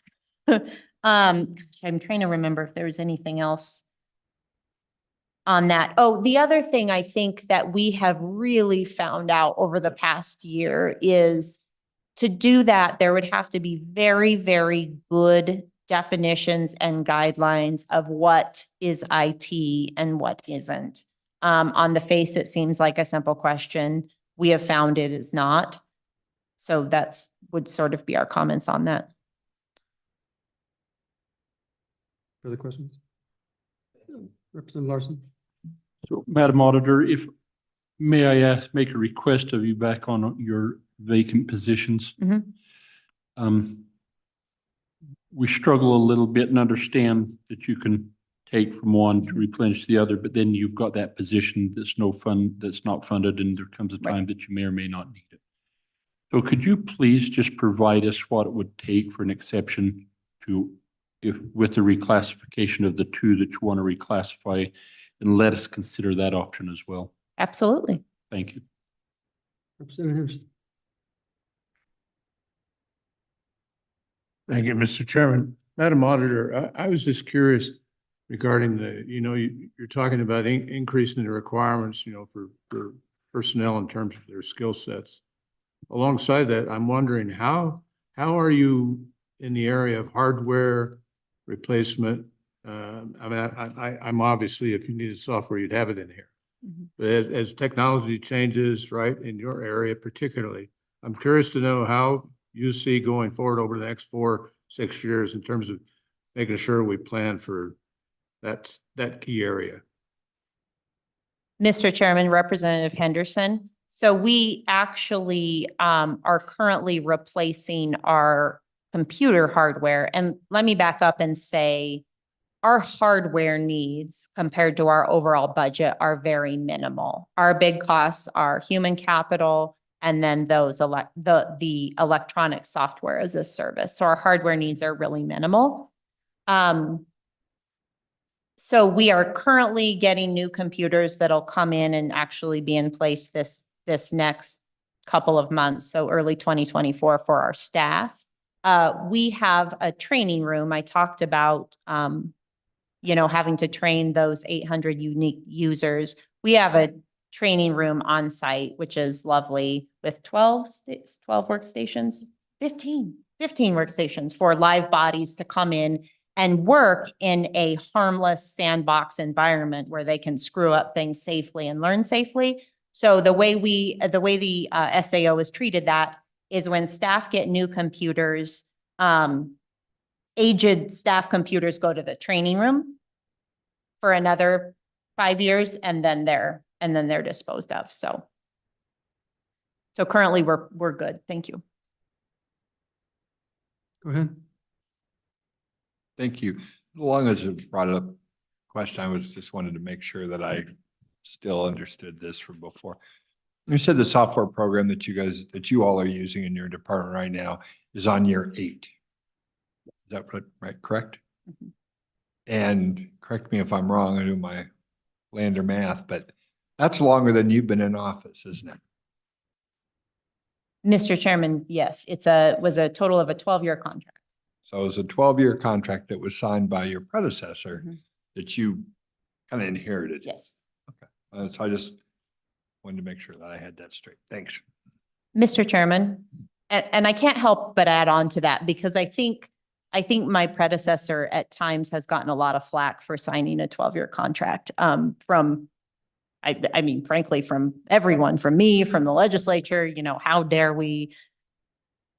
In the time of the escalators the state is facing and the system challenges that the state is facing with these aging systems, we've really come to appreciate that stability and the fact that we have a 12-year contract that's at a fair, sustainable price, and we're getting a really good bread and butter service that the state needs.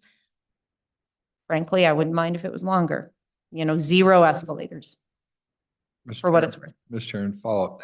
I believe me, I was not trying to besmirch former Auditor Cloud but the point I was trying to make is we were given the previous testimony. We were kind of talking a lot about that. I just want to say, not like we're giving you a pass on it, because we know that, because we have asked that question before, and actually a lot of the rules and procedures and things that we laid out about bidding on computer contracts and the Dun and Berry whatever report that we got, that was actually because of inconsistencies that we're seeing in previous years, and we're trying to bring that up. So I just wanted to just highlight that. Thank you, Mr. Chairman. Mr. Chairman, Senator Guru, maybe you should ask how much my master negotiator got our upgrade costs down to. Mr. Chairman, that was a 0 cost upgrade. Okay, any other questions? We're done. Thank you. And it's our fault that we went over time. Mostly Lloyd's. Okay, we'll take a 10-minute break and we'll do the treasurer next.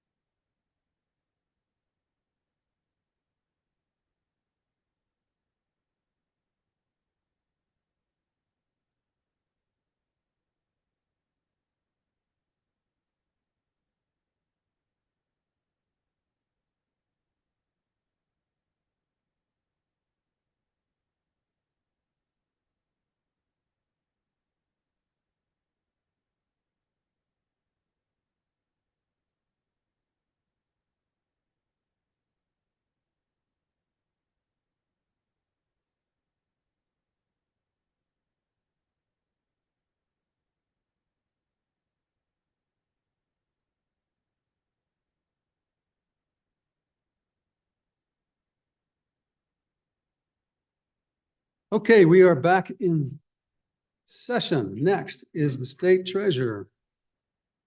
Welcome, Don, and the treasurer. Nice to be here, folks. Okay, please proceed.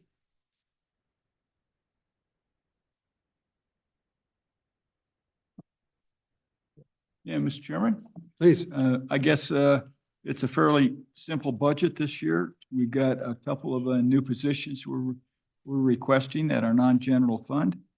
I got a lot of tabs on my book, but most of those are the same tabs that everybody else would have if they use little tabs, and that goes into our replacement of software and computers. Absolutely. Is this better? Okay, so we've got a couple non-general fund positions, one in unclaimed properties and one as investment analyst. Most of the blue tabs that I have on my budget have to do with technology, which is hardware and software. And we're trying to get in a standard rotation on those things. A lot of them are timing out from the standpoint that we've been in office right at 5 years, and that's about the rotation time on those. We're giving back a little over 17 million. It's going back to the general fund from our manager's fund. We're paying for them in a different way. Don can go into that. That is most of it. So we can go through it line by line, and I'll go ahead and turn it over to Don. Okay. Thank you, Mr. Chairman. Good afternoon, committee. Nice to see you. All of the exception requests that the treasurer just summarized are found in the priorities table on page 13. As I've been observing the previous couple of hearings that you've had this morning, I'll just bring your attention to that page, and then we'll head to the first unit where our first exception request is and start to talk about those, if that's all right. All right. Okay. All right. So the first unit is a 101, and the first exception request is on page 16. This, as the treasurer mentioned, we are participating in the technology replacement program. Our agency has never done that before.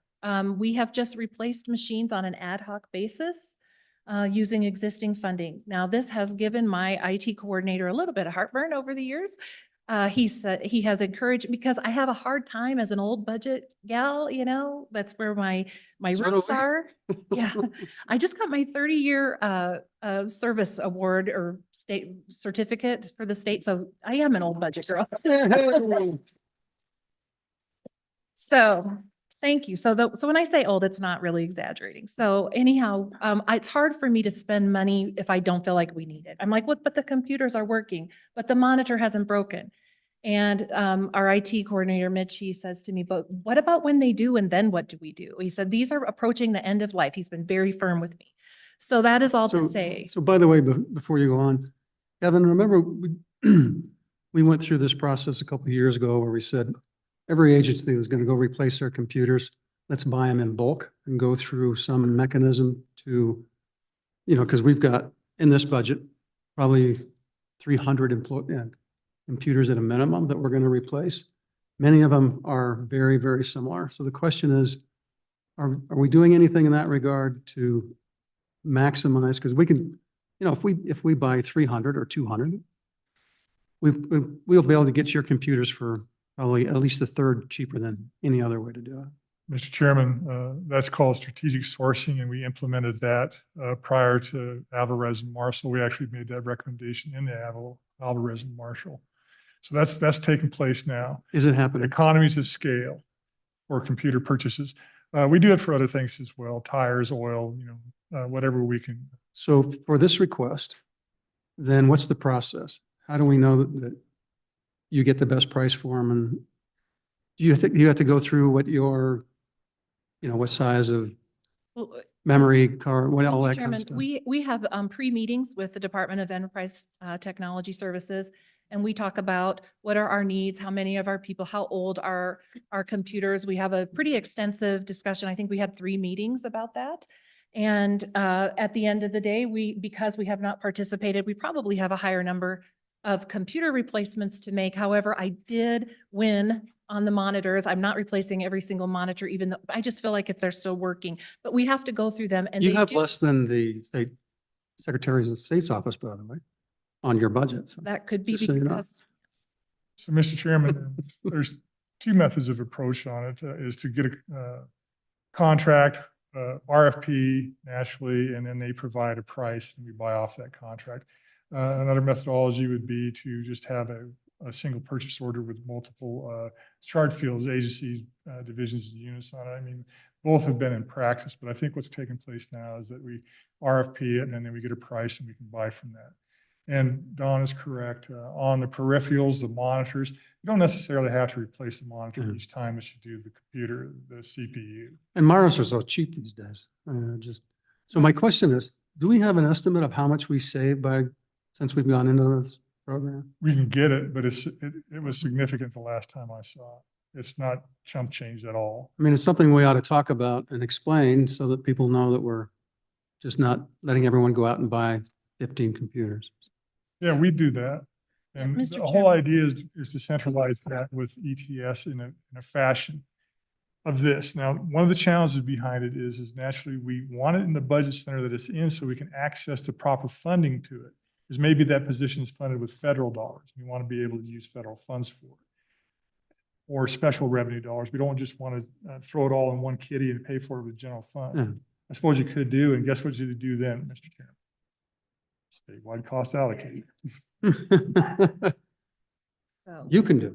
So, no, go ahead. thank you, Mr. Sorry to Chairman. So interrupt. what happens is, and through that process, ETS then prepares a guideline. If you want a laptop, it's this much money. If you want a monitor, this is how much money, so that it is uniform across the agencies.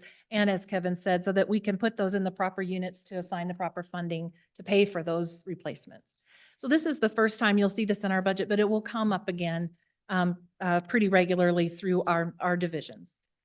Yeah, but there are some computers, I would say, in our investment side that probably need a little more capacity than just a general workstation. So they're all spec'd out. So we can't buy the same across, you know. That would make everything. sense. Yeah. Yes, Mr. Chairman, they give us a rate for that as well, based on what our needs are. So Treasurer's absolutely right. The second exception request that I'll bring to your attention is in Unit 301 on page So, 25. Don, we want you to just walk through every unit. Oh, to every unit. I apologize, Mr. And Chairman. then ones that there's no change, just Okay. boom, boom, boom. So You just, bet. yes. Okay, Okay. thank you.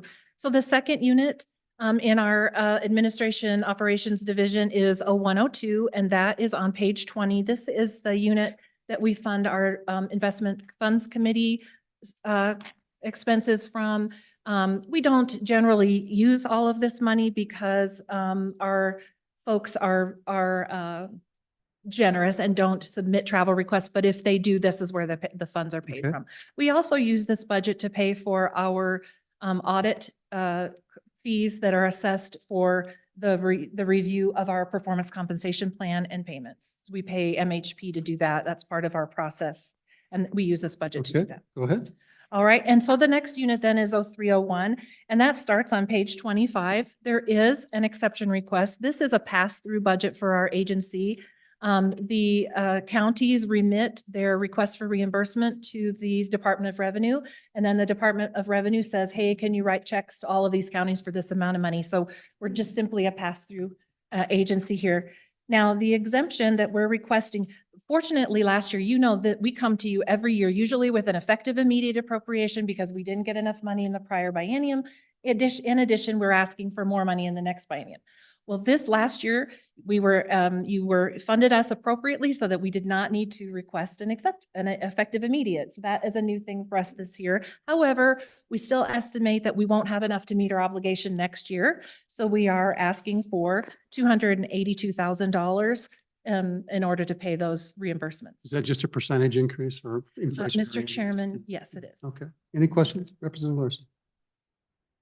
Thank you, Mr. Chairman, and I apologize, Kevin, for the question, but I guess you're the one, I don't, why does the governor approve the standard budget request on 25, and then we have the different language on 26, where neither approve nor deny, but leave it into Dawn's hands to make this decision. Mr. Chairman, that's a good question. I'm pleased to answer it. The standard budget is a function of the state budget department. We do ETS 400 series. We do the statewide cost allocation. We do a lot of different things, compensation. So the standard budget, the governor is going to make a recommendation on because of those elements. The exception request, the governor has chosen to let that stand upon the elected official themselves. Mr. Okay, Chairman, one of the things that happens from time to time on these pass-through budgets, that if you have a tight year and you have an across-the-board budget cut, that they go into this, but we're actually, somebody has to pay this bill statutorily. And so that's something that I think that, when the budgets are prepared, we may have to at least draw some attention to that. So that's why I'm speaking up about it now. Doesn't, I don't think we're going to fall into that category this next 2 years, but when we look at the across-the-board budget cuts, some of these things are just like, they are pass-throughs necessarily. We're just a custodian. okay. Thank you, Mr. Chairman. The next unit is 0601, and that starts on page 29. We do have an exception request in this budget. This is we have our investments and accountants sort of spread out through the agency. A few years ago, I tried to combine them, and at the request of the JAC, you asked me to keep them separated. So you'll see some of our folks in the investment division funded in this unit, and you'll see some in division 900 and 0901. So this is the first investment unit. We do have a request for technology replacement, and that's on page 32 in the amount of $10,893. The next exception in this unit is on page 33. Go ahead, Representative. Thanks, Mr. Chairman. Welcome. And Dawn, on page 32, the technology replacement. My question is in regards to the source of funds to pay for it. Historically, have we used investment income to pay for all of the investment activities such as this, or things like this? Did they come out of general fund so that we could see our investment dollars stay higher? Mr. Chairman, Representative Walters, we have always used investment revenue to pay for investment expenditures. The way that we see it and the way that the ACFR sees it, also State Auditor's Office, investment income is general fund. So, it's just a different color of money when it comes in. Yeah, but we like it a different color. Okay. The next exception is on page 33. You may recall. This is also just the color of money, though, right? This 33. Yes, it is. So this is budget authority that we have had. This priority 4 is to reduce our standard budget. In years past, this budget was pretty high in the 900 series to pay for contractual manager fees. Over the years, we've been writing our contracts such that the manager fees are withheld from earnings before they're remitted to us. And so that just saves us from writing a check. There is no need for us to have this amount of budget authority in this unit anymore as a result of that change. And we're just simply requesting a reduction of budget authority. Again, this is going to be just like any other unit where if the expense, like a general fund unit, we don't even fund these budgets. We only reimburse ourselves for actual expenses from investment earnings. So it's not upfronted. So there's not going to be a reversion or anything like that. We just pay ourselves back for the out of that bucket of money, that color of money from investment earnings for expenditures incurred. So if they're the reduction is not because you have less managers. It's just because of the way you're writing the contracts. Mr. Chairman, that's exactly right.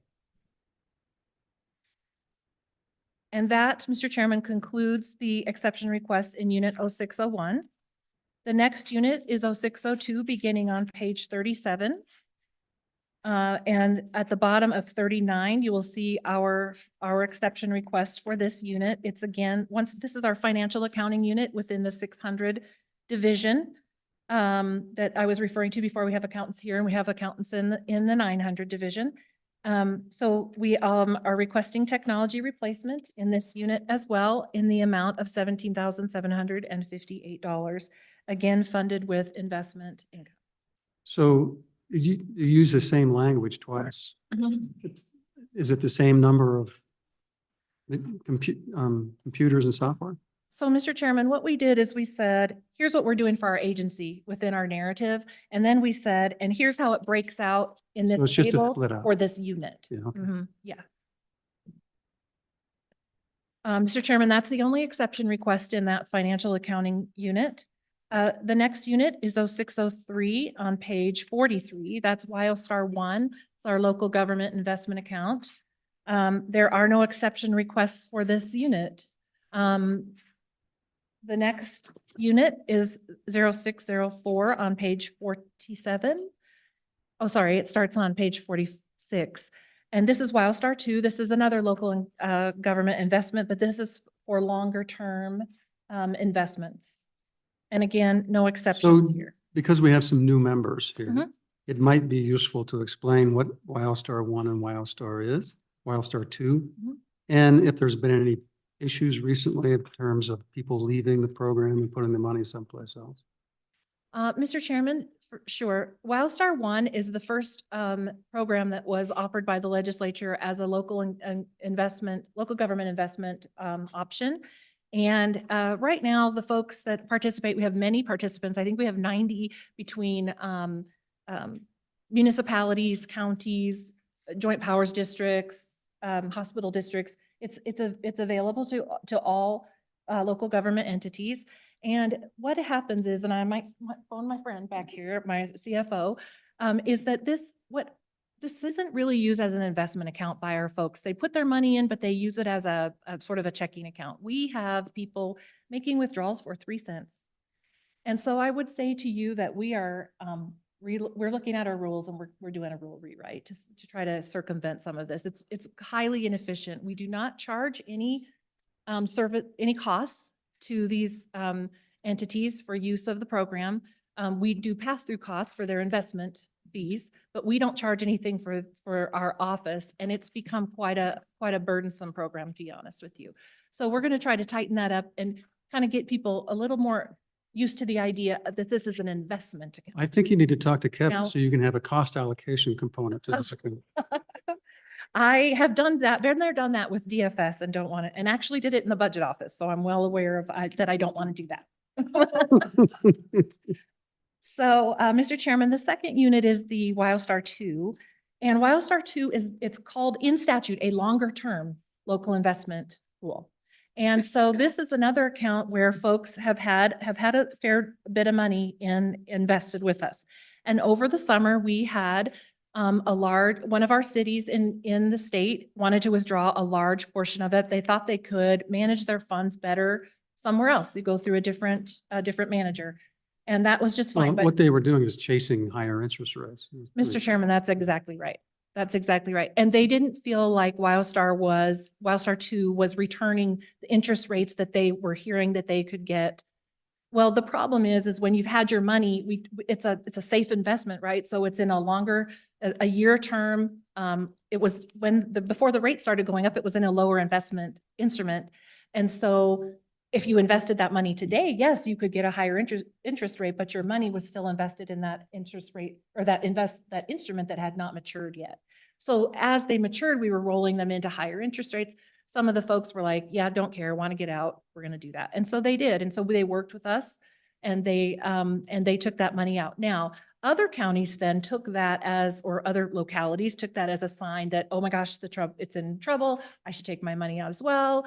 I'm not making enough. I can make it more. And they got a little concerned, or I'm speaking, anecdotally. And so they began to withdraw their money. So we started visiting in our office about, oh gosh, how much can we let this fund go down before we have to really change our whole philosophy of how we invest this money. And if we have enough, because it's like just under 100 million. And I know that sounds like a lot to us, but for our investment manager at JP Morgan, he's investing $1 trillion of the money, the way that he's investing our WildStar. We're just that little piece of that puzzle. And for them to say, hey, I don't know if this is worth us messing around with your $90 million.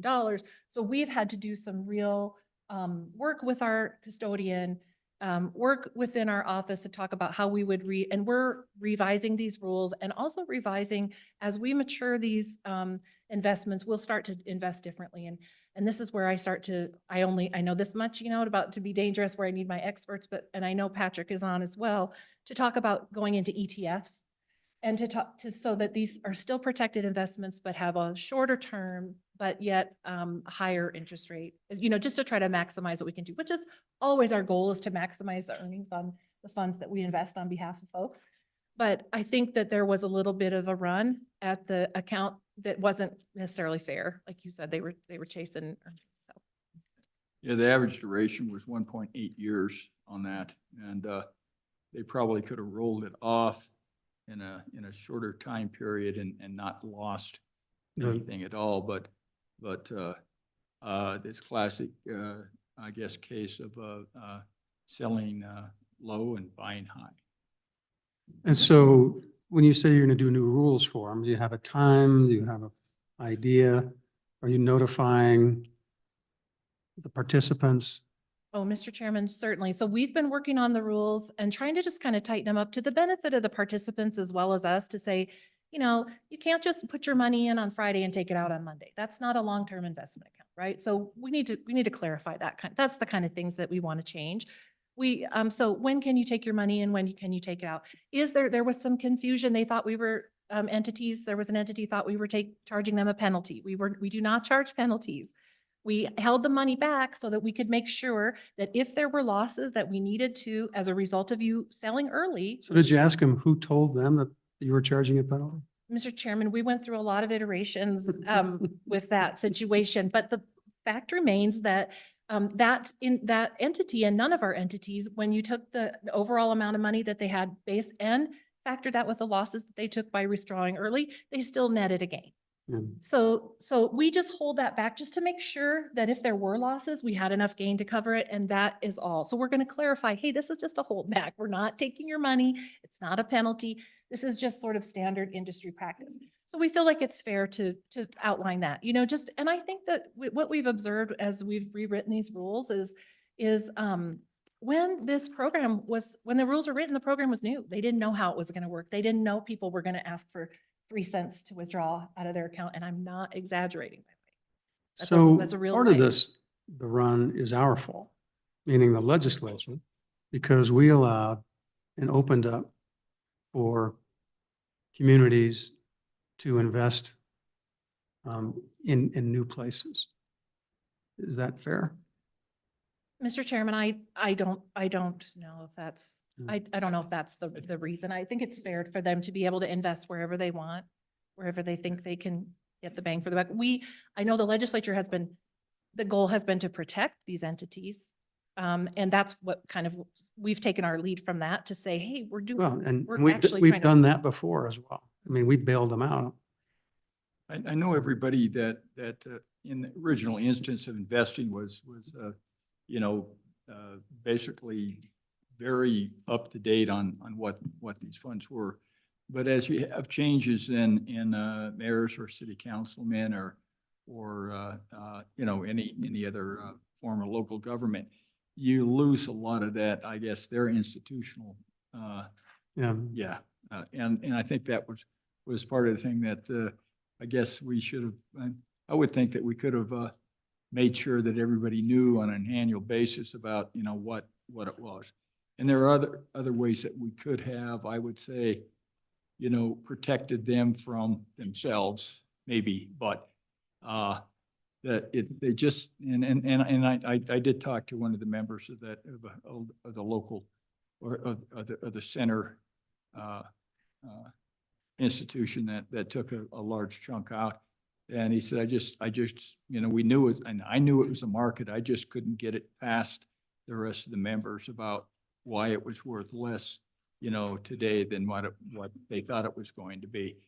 And, it's the fastest raise in interest rates in, I think, almost history, or at least the last 50 years. And it was just, that's what happens. People don't understand that when interest rates goes up, the underlying value of your bonds go down. And that's one of those things that it's it doesn't happen too many times, and it's happened twice in my lifetime. And It's hopefully hurting our that won't happen again. 5X plan. What was that? Yeah. Okay, go ahead. Mr. Chairman, shall we move on then, or is that good for Wildstar? That's All right, very good, thanks. Our next unit is 0801, starting on page 51. This is our unclaimed property unit. As you know, unclaimed property, the agency, the state receives property that has. Don, just so you know, I just went on your site and Representative Stiff has over $250 sitting there. I'm gonna have. And I to want get my on- money now. Mr. Chairman, we can help with that. We sure can. We can sure help with that. We want to get that money back to people. And that kind of is a great segue into this request for a position. We have taken on, since 2019, double what we've doubled the amount that we've collected from holders. And so that's gone from 8 million to 16 million. And we would like to be able to return that to folks. And we do really make a lot of effort. And in fact, I'm really surprised that Representative Stith found something, because our administrator is really adamant about going out to find legislators' money. But that's a great example of why you have to keep going back, because you have holders. I just checked yours. You have 0. I have $23. Oh, nice. Great. We want to help. So but that is a good point, to keep looking, because maybe last year you had $0, this year you have 23 because of the timing of when money is turned over to us. And so we encourage everyone listening, as well as you, to check regularly for the money that you have, and we want to get it back to you. However, one of the things, we've been sort of inundated with all of this money coming in and trying to return it to folks, and we find ourselves needing a new position. We really want to be able to focus on returning these funds to people. The other thing we have instituted since the treasurer took office is the return of safety deposit box contents to us. Previously, banks have been holding those contents that have expired in their banks, and they're really have been anxious to get rid of them. And so Treasurer Meyer said when he came, hey, I've heard the banks, I want to start doing this. So we've started that project, which has also sort of hindered our ability, our resources to be able to go out and search for folks. Another thing that happened was COVID. We were doing multiple physical outreaches throughout the year. And after COVID, we stopped doing that, obviously, and then after COVID, we had repurposed a position from unclaimed property that we were using to help with that. So, it's just had a snowball effect. So we humbly request an additional position to help with unclaimed property returns. The second item in this budget is, again, another technology replacement program request on the bottom of page 53 going to the page 54. They have 7 folks in their unit. Well, they have 6 folks right now, but the 7th is they have a scanning computer. That's kind of what I heard the auditor talk about, how they recycle their computers. We do the same thing with our computers. We have some that we use as remote desktop dial-ins for some of our software programs. And then this is a scanning device. We also have a computer over at the Capitol that's a really old desktop, because we don't use it, but for the 3 months a year. So moving on to the next exception request for unclaimed property, we did have an increase in our CalMAR contract. CalMAR is the service, the software service that we use to keep track of all of those claims, so that you can go out and find your $23 or your $250. And they have raised their contract. It's the first contract increase since they implemented, and I think it was 2017 or 18. And so we are asking for $18,200 to do that. Now, all of the expenses in the unclaimed property unit are paid for from interest earned on the holdings that we have on behalf of folks. The property that we're holding on behalf of folks. Now, that is the last exception request in unclaimed property. And if there are no questions, I'll go ahead and move into investments. This is our second division of investments that I was talking to you about. Unit 0901 starts on page 60, and our first exception request is on page 62. This is the second position that we're asking for. The treasurer did mention that in his opening remarks. This is an analyst position. One of the things that we have been really trying to do in our office is build that bench so that we've had one person on equities, one person on fixed income. We've been really making an attempt to have there a backup, and then also create a succession plan so that when folks are ready to retire, we are ready. We have them to easily replace.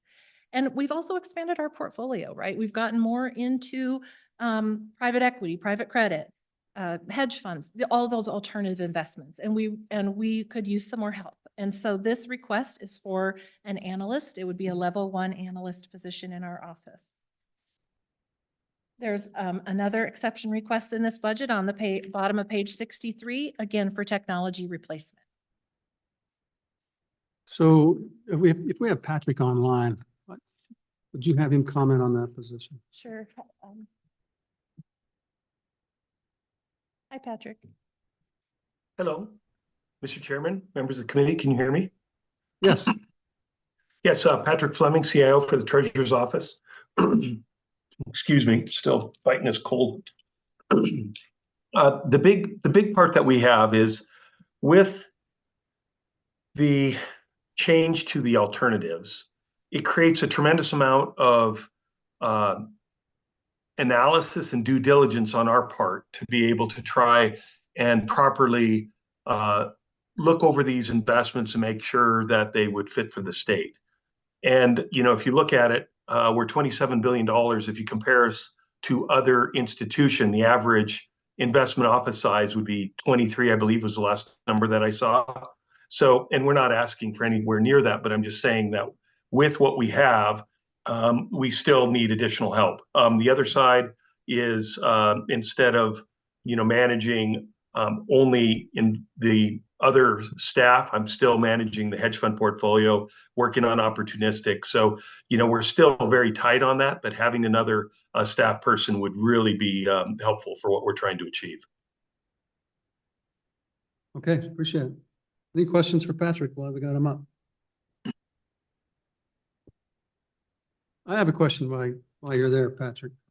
So in terms of what the, and this is kind of off subject, but in terms of the reserve accounts and the 5X, tell us what the status of that is, what you need in order to begin modifying how you invest those dollars in terms of when those funds are properly funded to 5X, and what's the impact of the increase in the markets so that's a little bit more expensive to get to 5X now? How does that impact how you invest those dollars? Yes, Mr. Chairman. So if you remember last year, we thankfully, the appropriations that you made, but there was a few different caveats to that. One, the total fund size has grown. The reserve spending, that the allocation spending policy amount was not met, so we had to dip into those reserve funds because of this interest rate scenario and things that we had talked about. And three, those funds were not funded immediately, so they're funded over time, and we need that 5X at one time to be able to implement that strategy. So just as a reminder for everyone, the reserve accounts are housed in what is called the state agency pool, and that is earning short-term interest rates. It's basically a checking account. Conversely, the new groupings that we would have, the reserve accounts, along with Pool A, long-term LISRA, potentially workers' compensation, some other ones would be put in what is called the total rate of return. It's a quasi-endowment model, but it would be in the liquid portion because we wouldn't be able to put that investment into illiquids. The different returns between those two funds is significant. We talked before that we could create, you know, potentially up to about 100 million annually over time between common school and the reserve account. So it is a significant amount of money that we're leaving on the table. But to go back to your original question, what do we need to be able to do that? Is to have those accounts fully funded by the time we start this implementation, which would be July 1. And just to let you know, Before we can do that, we have to go through this very kind of lengthy process of looking at our capital market assumptions, looking at our asset allocation, coming up with the efficient frontier to come in with an allocation that makes sense for this account. And we're going to be doing that all this spring in March, and then hopefully approved in the June SLIB meeting. And then we'd be able to implement that into the 1st of July. In my conversations with Katie, who knows this very well, and Don Richards, who also is in the same camp of knowledge and understanding where we are, I think we're approximately 200 million short to be able to implement that 5X strategy. But I would leave that to the number experts to verify that number. And if we had that amount by July 1, then we would be able to implement it into those various policies or those strategies to get a higher return. So Patrick, what I'd like to do is, in the governor's budget recommends that 265 goes into the permanent mental trust fund and 265 goes in the common schools. If we take portions of that and go to 5X, so it will go to 5X, and I think we've got a chart that has the numbers. Then essentially that will jumpstart our ability to start implementing or reaping that $100 million projected increased revenue if we do it. That is correct, Mr. Chairman. The sooner the better that we can fund the reserve accounts, we will have the potential to earn a higher rate in this longer term, historically higher return asset allocation. And so what we'll want to do, Patrick, between now and when we come back in January is kind of go through the direct numbers. So you can present back to us with hard numbers for each one of those reserve accounts and what that amount would be so that we have a better idea of exactly what we need to do and how we need to do it and the impacts and the pros and cons of doing it. Just kind of setting you up for your holiday homework. Perfect. Would happy to do that, Mr. Chairman. Thank you. Any more questions for Pat? All right. Or Katie. Okay, All please right. proceed. Thank you, Mr. Chairman. The next unit is 0903, and that starts on page 68. And this is our our accountants that are housed in the second investments division. There is an exception request on the bottom of page 70, carrying on to page 71. And this is for technology replacement for these folks. And finally, Mr. Chairman, well, I guess this is just finally in this division, the administration and other, this is kind of where the people who are that work directly with investments that aren't accountants or analysts go in this unit. And that would be our chief technology officer as well as our investment attorney. And that is unit 0905 starting on page 73. And again, having a technology replacement program request of this in this unit. Now, this is as I said, the final unit within the investments division. We have one final unit within our agency, and that's on page 79. This is unit 2001, the Native American Motor Vehicle Exemption Budget. And this is similar to the Veterans Exemption, Motor Vehicle Tax Exemption. And again, just a pass-through budget for us. We get the amount from the Department of Revenue and we pay the bill. You can see that we don't have an exception request this year, and this is thanks to Representative Larson, who robbed our 900 series to put it in this unit so that we didn't have it. So I wouldn't recommend that you do that for the veterans. I would respectfully request that you do not do that. But anyhow, that's why we don't need any extra money for this unit. Thank you, Mr. Chairman. That concludes our budget presentation. Are there any more questions for us? Any questions for Don or Katie or Kurt? Mr. Chairman? Please. How many folks are remotely working in your office? Or what is your remote work policy? And then of those, how many that are not working in the office are in-state or actually living out of state and remote working in? Okay. Mr. Chairman, Representative Walters, so we have a telework policy in our office of 3 days a week. Mondays and Fridays are telework days, and then folks are in the office Tuesday, Wednesday, Thursday. Now, of course, there are exceptions to that. We have 2 folks that live full-time out of state. One person is in Arizona and one person is in New Jersey. And then we have a group of folks that don't telework at all, that their jobs are really not conducive to telework. For instance, my executive assistants, me, I don't feel like I never wanted to leave folks in the office and not be there. My unclaimed property team is in the office, and my IT coordinator, Mitch, is in the office. There's about 10 of us that come in every day. So we have a varied cross-section of remote work. We have some people who live in other states, but that they are in the office Tuesday, Wednesday, Thursday, like Colorado, for instance. So they'll work from home on Monday and Friday and commute on those other days.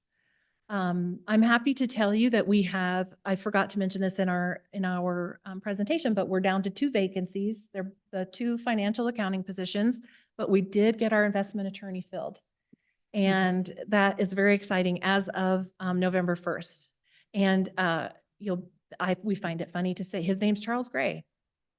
That's our investment attorney. So luckily he goes by Charles, and so we're easily differentiated from the secretary. So Representative Walters, Mr. Chairman, Representative, did I answer all of the things that you asked me? Thank you, Mr. Chairman. I was writing and didn't keep up. The 2 people that are working full-time remotely, New Jersey and what was the other state? Mr. Chairman, Arizona. Arizona. So did we recruit them from those states and they stayed there, or were they here and then they moved? How does that work? Mr. Chairman, Representative, so one of our persons was here and needed to move for health reasons. I think, and I say that because he talked to you about that. That's Patrick.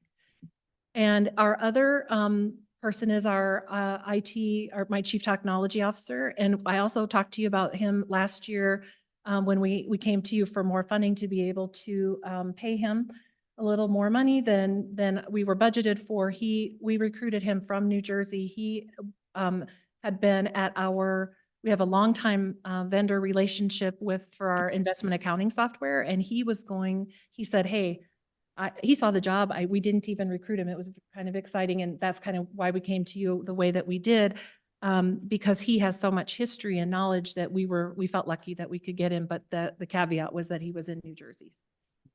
Thank you. Further questions? Anything else? Thank you, Mr. All right, Chairman. thank you very much. Appreciate your time. Okay, 1 to go.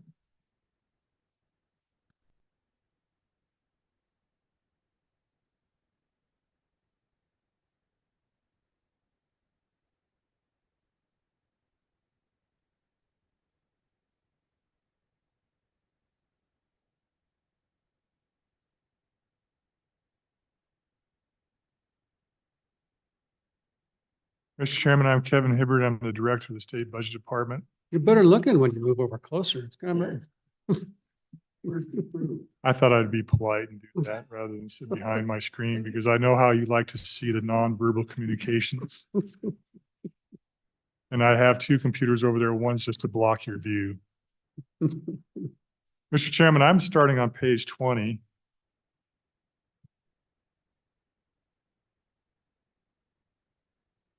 Or perhaps maybe you'd like to start with the first exception request.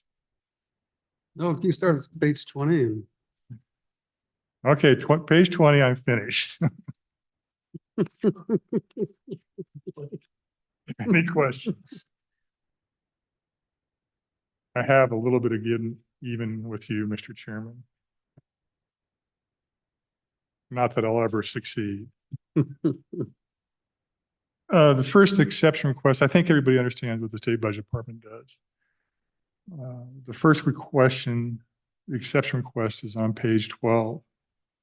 And this is a increase to the IBAR's maintenance fee. This is a ongoing request for software maintenance, 2% per year. It's what we live in, the environment we live in. It's a small amount of money, but the asks in this budget, you'll see small asks, but there are commitments to standard budgets. So we're proceeding along the lines of just trying to. Please. Kevin, when did we first start using, when was the IBARs created, or when did we first start using it?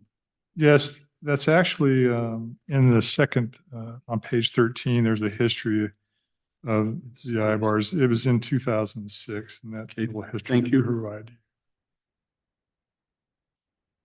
So that moves us to priority number 2. I want to start this conversation of priority 2 by saying that IBARs is a partnership with LSO. We both use it, and we hand off the baton as we progress through the budget build. That's pretty well understood for the Joint Appropriations Committee members that have been here for a while. It may be new information for those of you that are new, but it's a partnership with LSO. So what you'll see there is a request that we're asking for, originally $100,000. And what this really is trying to create a situation where we can have better information that's available to better users, more users, and to migrate away from an Oracle system. But the Oracle fees are not really the expensive part of this, nor is this ask really expensive, period.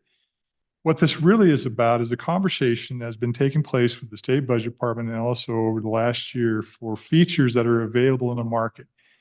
What I mean by this request doesn't necessarily become a sole source for the current service provider. What we intend to do is go out and write an RFP for the deliverable to create an environment that you have seen the State Budget Department use for the ARPA dashboard and ARPA portal. I think that was a really good example of how we can use a tool out there to give you better information in the budgets, charts, graphs, all those features that you have inside of a dashboard. That's what the intent of this item is to develop this system where we can collaborate, the State Budget Department and also the Joint Appropriations Committee and the Governor's Office, to say, what is the dream about what information and how would you like to see it in a display, in a chart and graph? And not say that it has to be provided by the current service provider. Kevin, the question is, I'm sorry, at some point, or at least let me ask it in this way, could that be the finding something else besides IBARs? That's a great question, and I'm prepared for it. Thank you.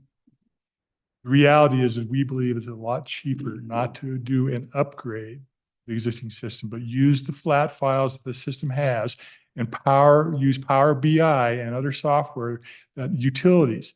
For example, this is crazy, but I really like this idea. We ran across a scenario where you can have the table drive a narrative. Now, one of the things that you'll see where we make mistakes is that a narrative will be off from the table ever so slightly, maybe because we've made a compensation change or something like that. But there's actually features out there where you can have the table drive the narrative, and or the narrative drive the table. I mean, there's really good systems out there, but we don't have to replace the existing system because that would be expensive. It would be painful. What we can do is we can find these tools out there that exist already, like what we have for the ARPA dashboard. That ARPA dashboard really started from a flat file that I used at YDOT when we used the status of funds. We just build it over. Now we have an individual that's very accomplished in the State Budget Department that works the ARPA stuff for us. You met her when I said, here's our ARPA team for the State Budget Department, Christine Emlinger, and we use Power BI for it. So as you describe that, you would take the data that's in IBARs and convert it to this new platform. Yeah, basically what happens is these systems can actually go in and pull the data and shape it and form it to your expectation. We had a presentation by our consultant, and I'll give credit where credit's due.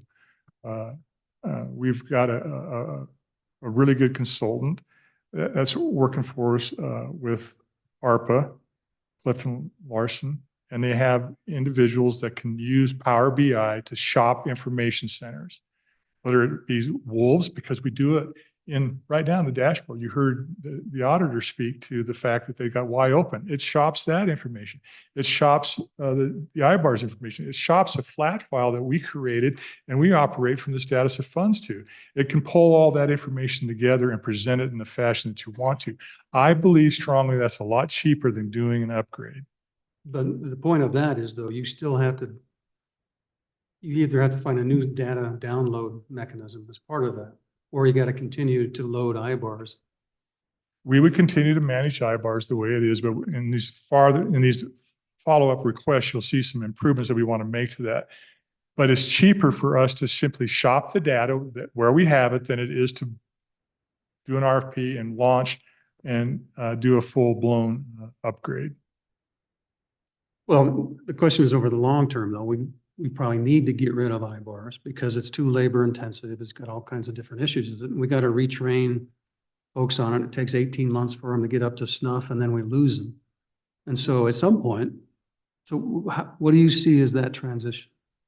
I believe that some of the following requests, smaller ones, are going to show you that we're thinking about exactly that, how we get better, how we get more proficient and not rely on that core one or two individuals to run IBARs. I just know that I believe what's going to take place is that we're more often than not going to find a way to get access to the data where it resides for us now and present it in a fashion that is desirable for you than it is to pay for expensive implementations. So now let's just change the subject in a little bit. What if LSO decides they don't want to use IBAR? This is why I started this, and I set the trap, and I said it well. I said IBARS is a partnership with LSO, and I'm going to finish with IBARS is a partnership with LSO. And the governor, the recommendation was $100,000. I requested the governor cut it to $50,000 to ensure that we would have a collaboration with LSO, whatever we decided to do here. If we do the RFP and the existing vendor is successful in that and LSO agrees because it's a partnership, then by all means, that's what we'll do. But this has to remain a partnership from cradle to grave.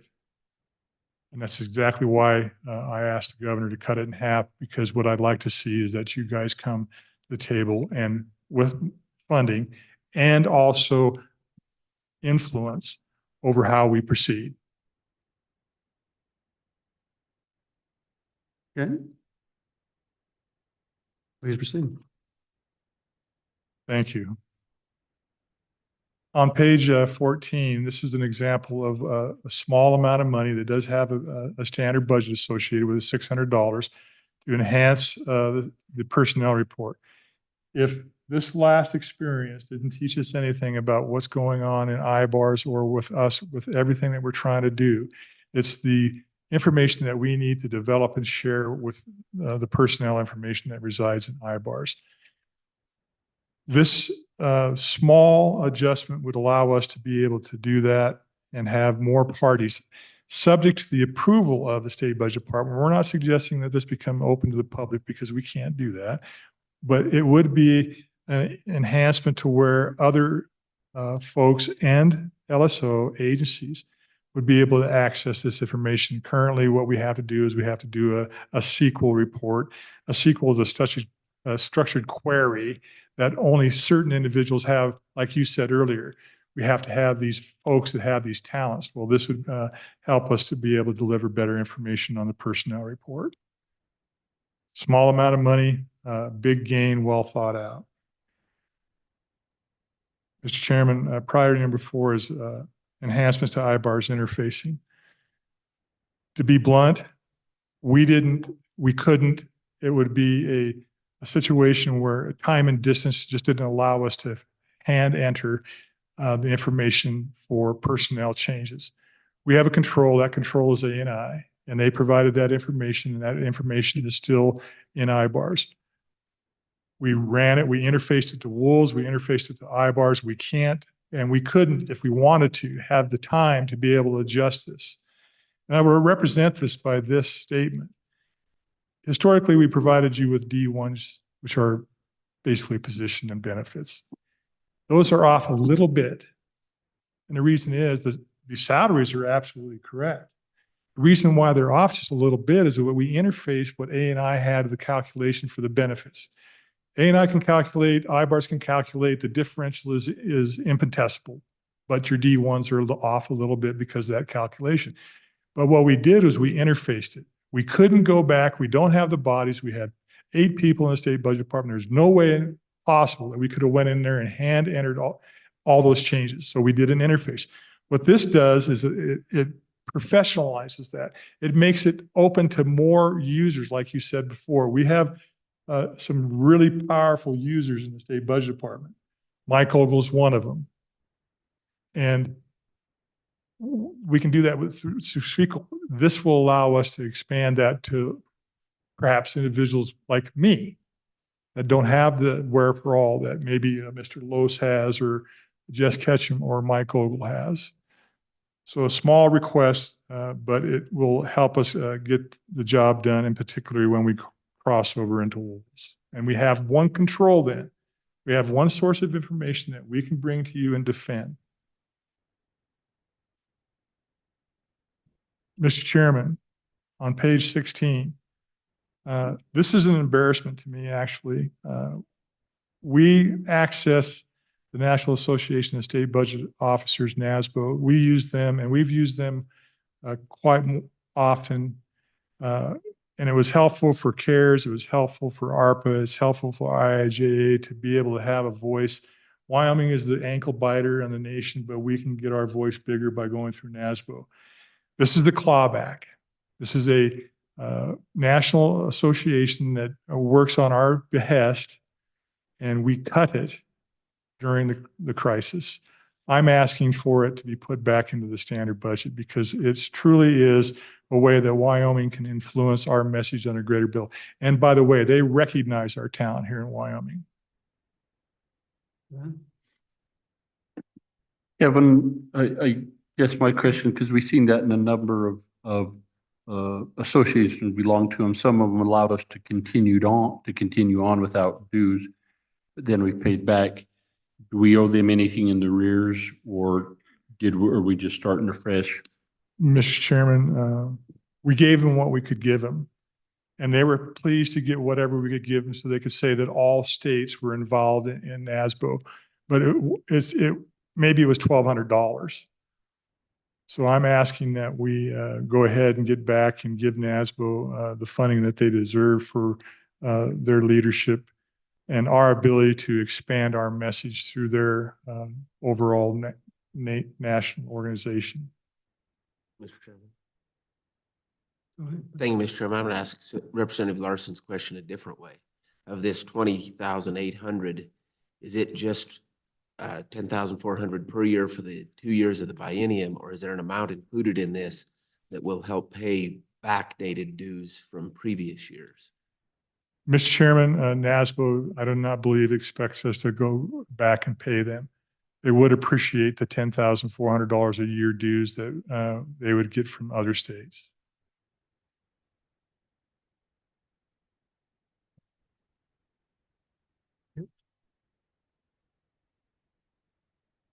Mr. Chairman, on page 18, you have the Grant Management Office.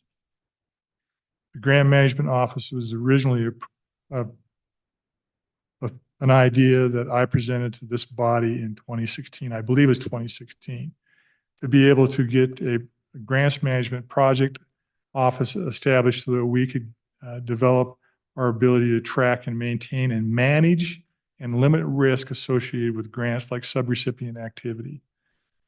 I would like to make clear that the expectation of the Chief of Staff is that, and I've been instructed that the grants management office will have a public-facing dashboard, and you've seen it with ARPA, and that will include grants applied for, successful grants, financial reporting, cradle to grave, and the statewide effort. We're asking for $500,000. We originally had roughly $1 million. We spent $189,000 of that funds. There's $800,000, $893,000 remaining. we're asking for $500,000 because there's two things going on. The governor's office has folks working on this issue, and the state budget department is currently engaged in the process of having a consultant help us facilitate attracting more funds. You heard me say earlier that I believe that, and you heard the governor say today, the federal overreach, but I would say that right now what I've been seeing is that they're picking winners, and we want to be picked. So we need to strengthen our ability, and this isn't just our ability for the state.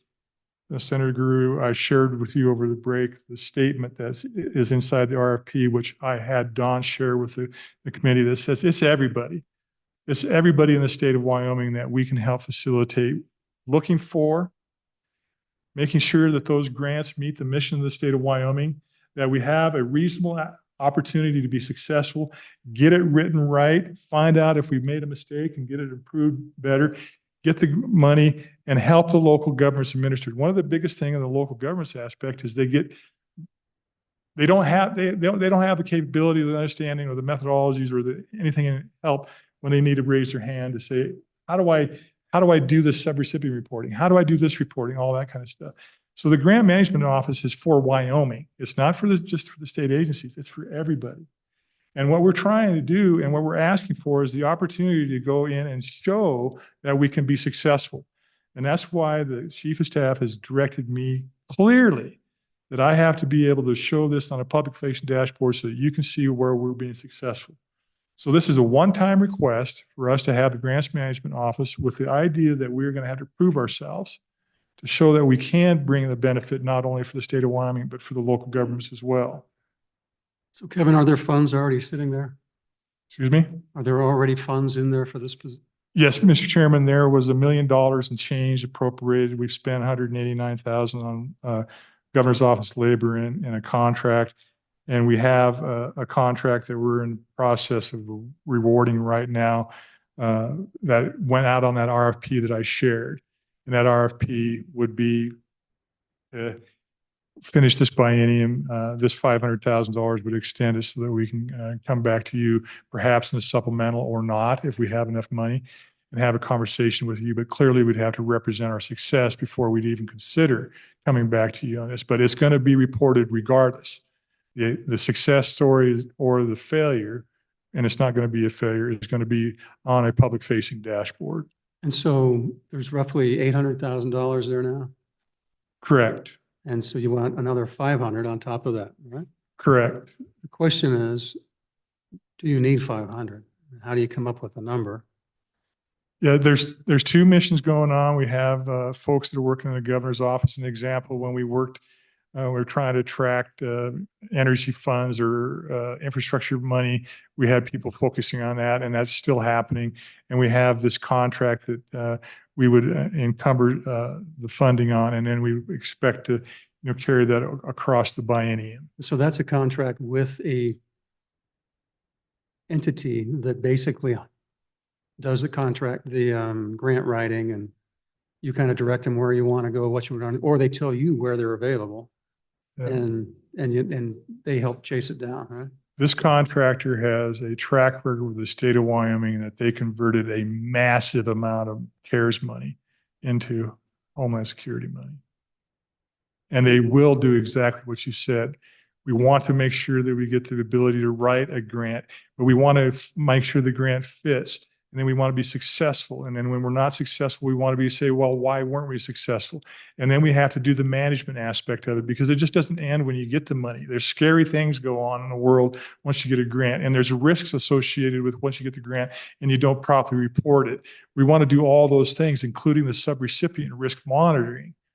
So do you have an idea of, and when you implement this process, are you going to shoot at some, you got to start somewhere. So are you going to look for grants for the state or for various agencies, or you got county and local? How are you going to divide that up? And frankly, what I'm looking for is immediate returns so you get all of the low-lying fruit and make us happy so that we can give you more money. Thank you, Mr. Chairman, for the softballs. because they're appreciated in this thing. That's one of the functions of the consultant, is to identify what it is that we are going to prioritize and what we're going to do first and how we're going to move along that ball. And we even have a conversation about how we can have a consultant help us streamline ARPA requests on all of the things that we just couldn't get over the fence, that we need a little bit of help for. But really, it is the intent to have this done in that fashion, to where we target what fits Wyoming, we target what we believe that we can get, we prioritize those targets, and we go out and we improve our abilities to not only get the grants written and get successful, but also to manage them. And so just to finish off on my line of questioning though, we already put in $500,000 to do this. And apparently we didn't get us over the hill yet.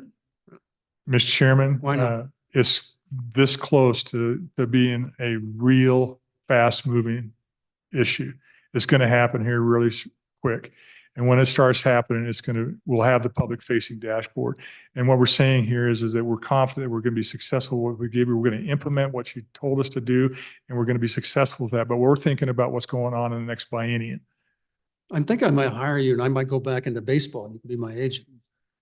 Somewhere I can do. Mr. Chairman, I wanted to start the conversation today. Be gentle with me because I don't have any experience in this room. Mr. Chairman. Representative Stitt. So Director Hibbard, then the $500,000, does that last for 1 year, or is that spread over the biennium? Yeah, so, but basically what we're going to have now is what we have available gets us through this biennium. We're talking about the 25, 26 to extend that until I have the opportunity to come back to you next fall and have this very same conversation with a smile on my face because I've overcome this challenge, or egg on my face. But we're going to make this happen. And follow up, Mr. And Chairman. the environment is rich.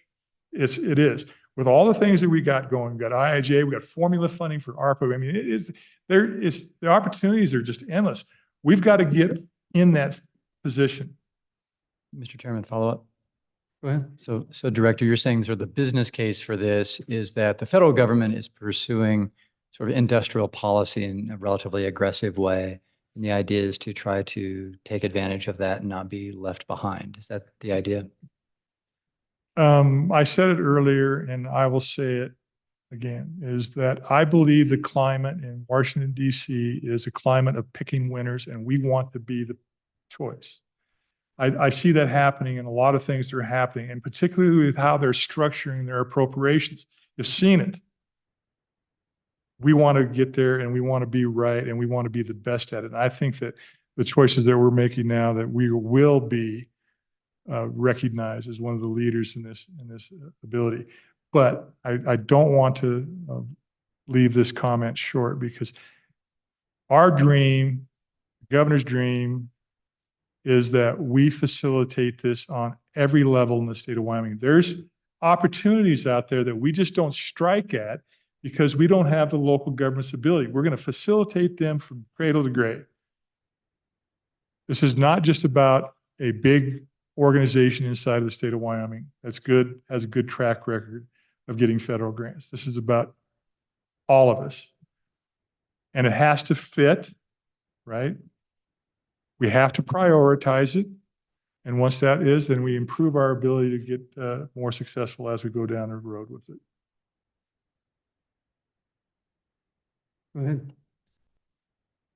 Thank you, Mr. Chairman, and thank you, Director. I think this is a really exciting, innovative initiative that we're going to see high return on investment on. And in speaking to the way that this will build capacity, my community doesn't have a grant writer on staff, right? And so anytime we see a federal program we want to go after, it's who's going to write it, who's going to manage it, who's going to track it, and we miss opportunities all the time. So this hits really close to home. Also, thinking about the request, is this one dream person who's going to come in and do all this work, or is this a team of grant writers? And the reason I ask that is we see a shortage of snowplow drivers, of OBGYN. There's also a shortage of grant writers in our state. Not everyone has the skill set. And so thinking about, how we execute this, it seems like it's beyond the job of one person. And I don't want, I'm sure these are weeds you've already gotten into. I just want to make sure that we're being realistic about the workload and the expectations we're setting because they are so full of potential. Thank you. Absolutely. This is a consultant-driven effort that has a broad network across the nation's, all of those. And there's engines that these organizations are developing. This is an industry that is really getting massive to be able to fit into the decisions that are coming from DC. And then what the intent would be is to move that expertise into Wyoming on all levels of government. To say you don't have a grant writer.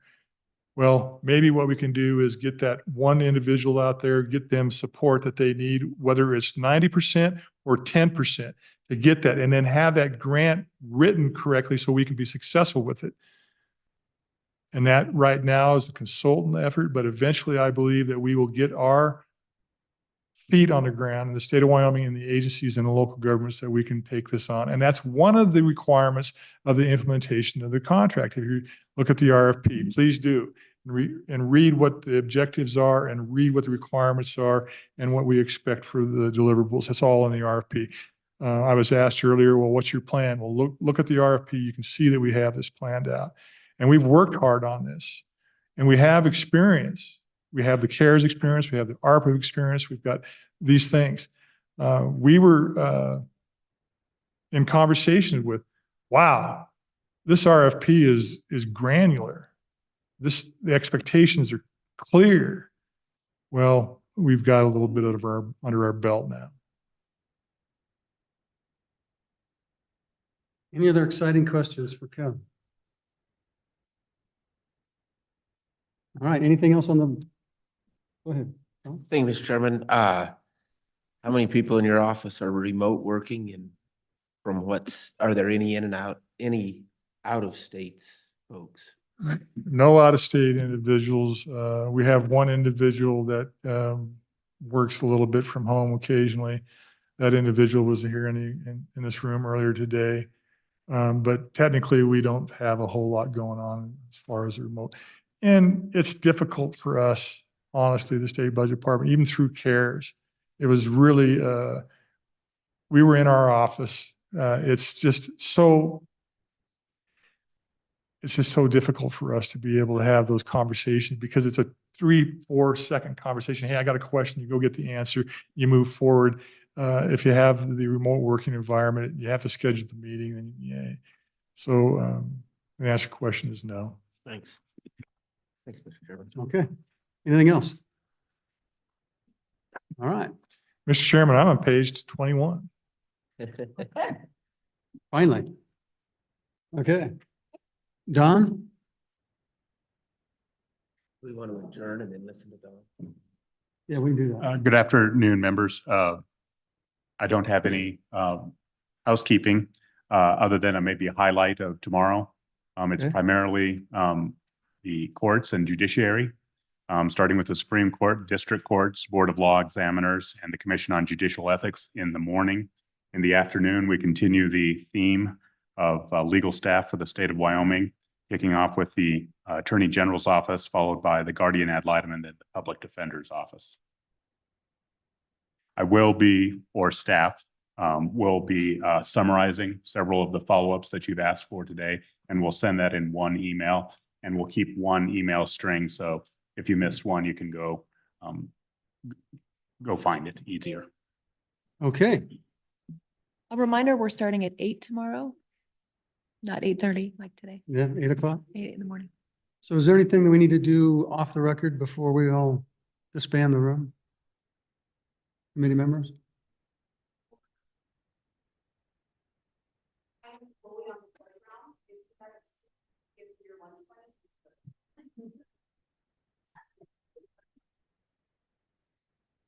Okay, with that, we will stand adjourned till tomorrow, 8 o'clock.